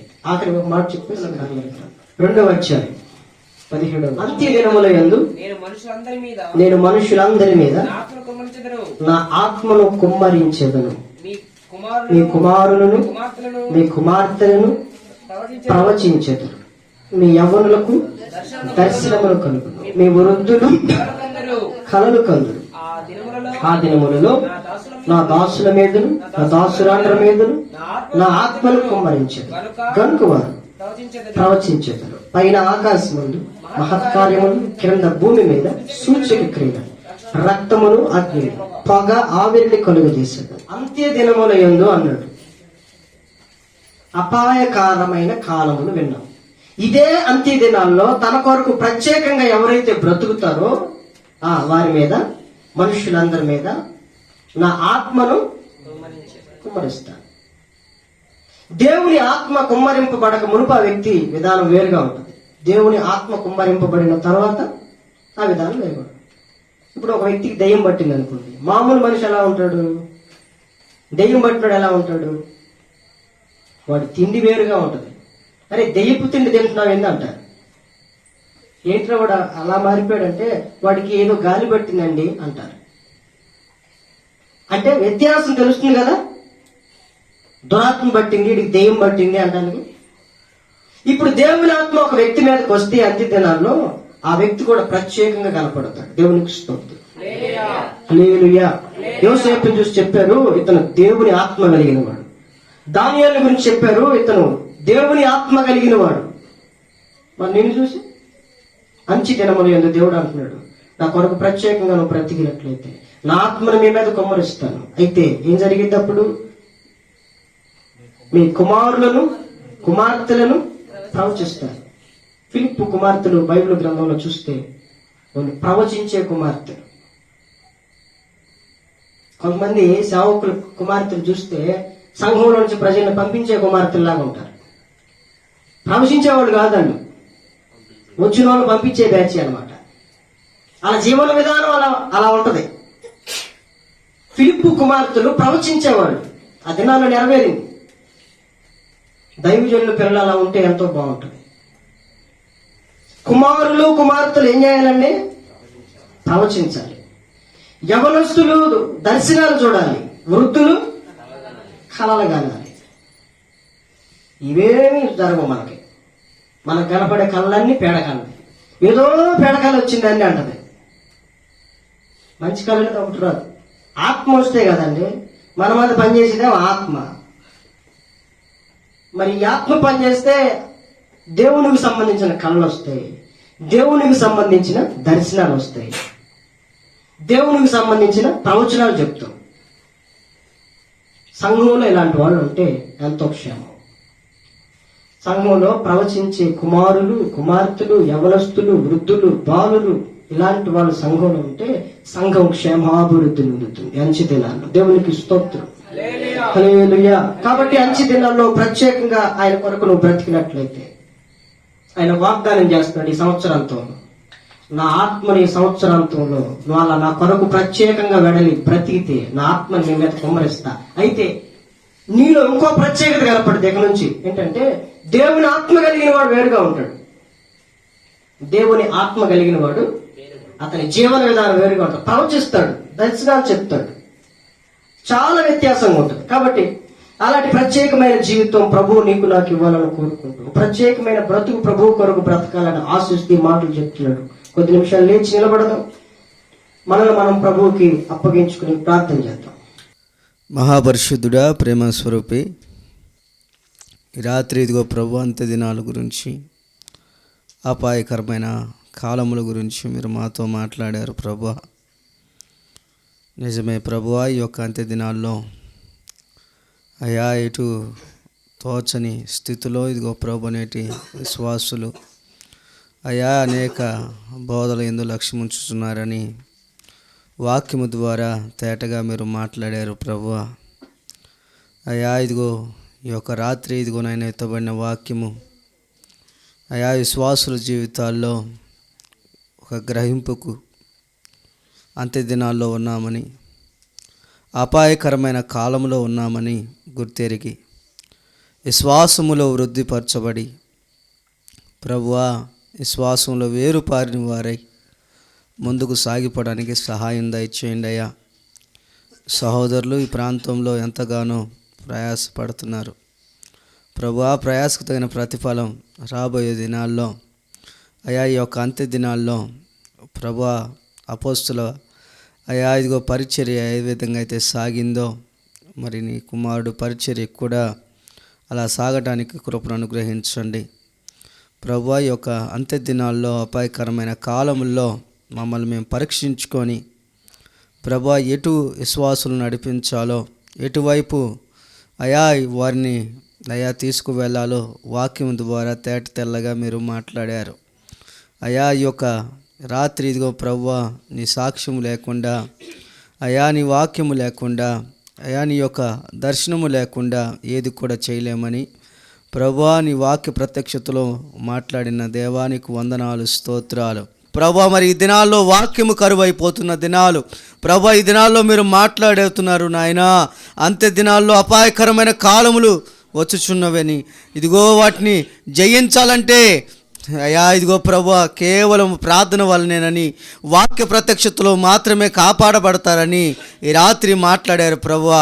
ఈ రాత్రి వచ్చిన ప్రతి బిడ్డ ఏ అపాయకరమైన పరిస్థితుల్లో ఉన్నారో, విశ్వాసంలో ఎక్కడ తొలగిపోయి ఉన్నారో, అయ్యా ఎటువంటి అపాయకరమైన బోనుల్లో ఉన్నారో, ఎటువంటి సమాధానం లేకుండా ఉన్నారో, భర్తలకు భార్యలకు, భార్యలకు భర్తలకు సమాధానం లేకుండా ఉన్నారో, అటు స్థితిలో వారిని జ్ఞాపకం చేసుకోండి నాయన. వాక్యము లేకుండానే మంచి ప్రవర్తన బట్టి ఇదిగో మందిరానికి రాబట్టగలరని నీ లేఖన ప్రత్యక్షతలో మాట్లాడారు ప్రభువా. ఈ రాత్రి ఏ స్థితిలో వచ్చారో మాకైతే తెలియదు, కానీ వచ్చిన ప్రతి బిడ్డ ప్రతి అక్కర తొలగిపోవటానికి సహాయం దయచేయండి నాయన. అలాగే అన్న పరిచర్ను మీరు దీవించి ఆశీర్వదించండి. అలాగే వచ్చిన ప్రతి బిడ్డను మనసారా మీరు దీవించి ఆశీర్వదించి ఇదిగో నాయన ముందున్న సమయాన్ని మాకు దీవెనకరంగాను ఆశీర్వాదకరంగాను మార్చి ఈ రాత్రి వచ్చిన ప్రతి ఒక్క బిడ్డ ఒక మంచి తీర్మానముతో ఇంటికి వెళ్ళి అయా పరిశీలన చేసుకొని అయా రోజు స్థితిలో ఎదుగుదలకు, విశ్వాసంలో వృద్ధి పొందుకోవడానికి మీరే కృపను అనుగ్రహించి సహాయము దయచేయమని యేసు నామములో ప్రార్థిస్తున్నాను తండ్రి, ఆమేన్. మన తండ్రి అయిన దేవుని దీవెన, కుమారుడైన యేసు క్రీస్తు వారి యొక్క అత్యున్నతమైన కృప, పరిశుద్ధాత్మ దేవుని యొక్క అన్యోన్య సహవాసం కూడిన మనకును సకల కోటి పరిశుద్ధులకును, అలాగనే వాక్యాన్ని విని తీర్మానించుకున్న ప్రతి బిడ్డకని, అలాగనే ఈ ప్రాంతంలో సేవ చేస్తున్న దైవజనునికి, ఆ కుటుంబానికి, విశ్వాసులైన బిడ్డల కుటుంబాలకి ఇది మొదలుకొని ఓ ప్రత్యేకమైన జీవితాన్ని ప్రభు అనుగ్రహించి ఈ అంచె దినాల్లో, అపాయకరమైన కాలాల్లో ప్రతి దినము దేవుని ఆత్మతో నింపి ఆయన రాకడ పర్యంతము వరకు ఆత్మపూర్ణులుగా నడిపించునుగాక. ఆమేన్.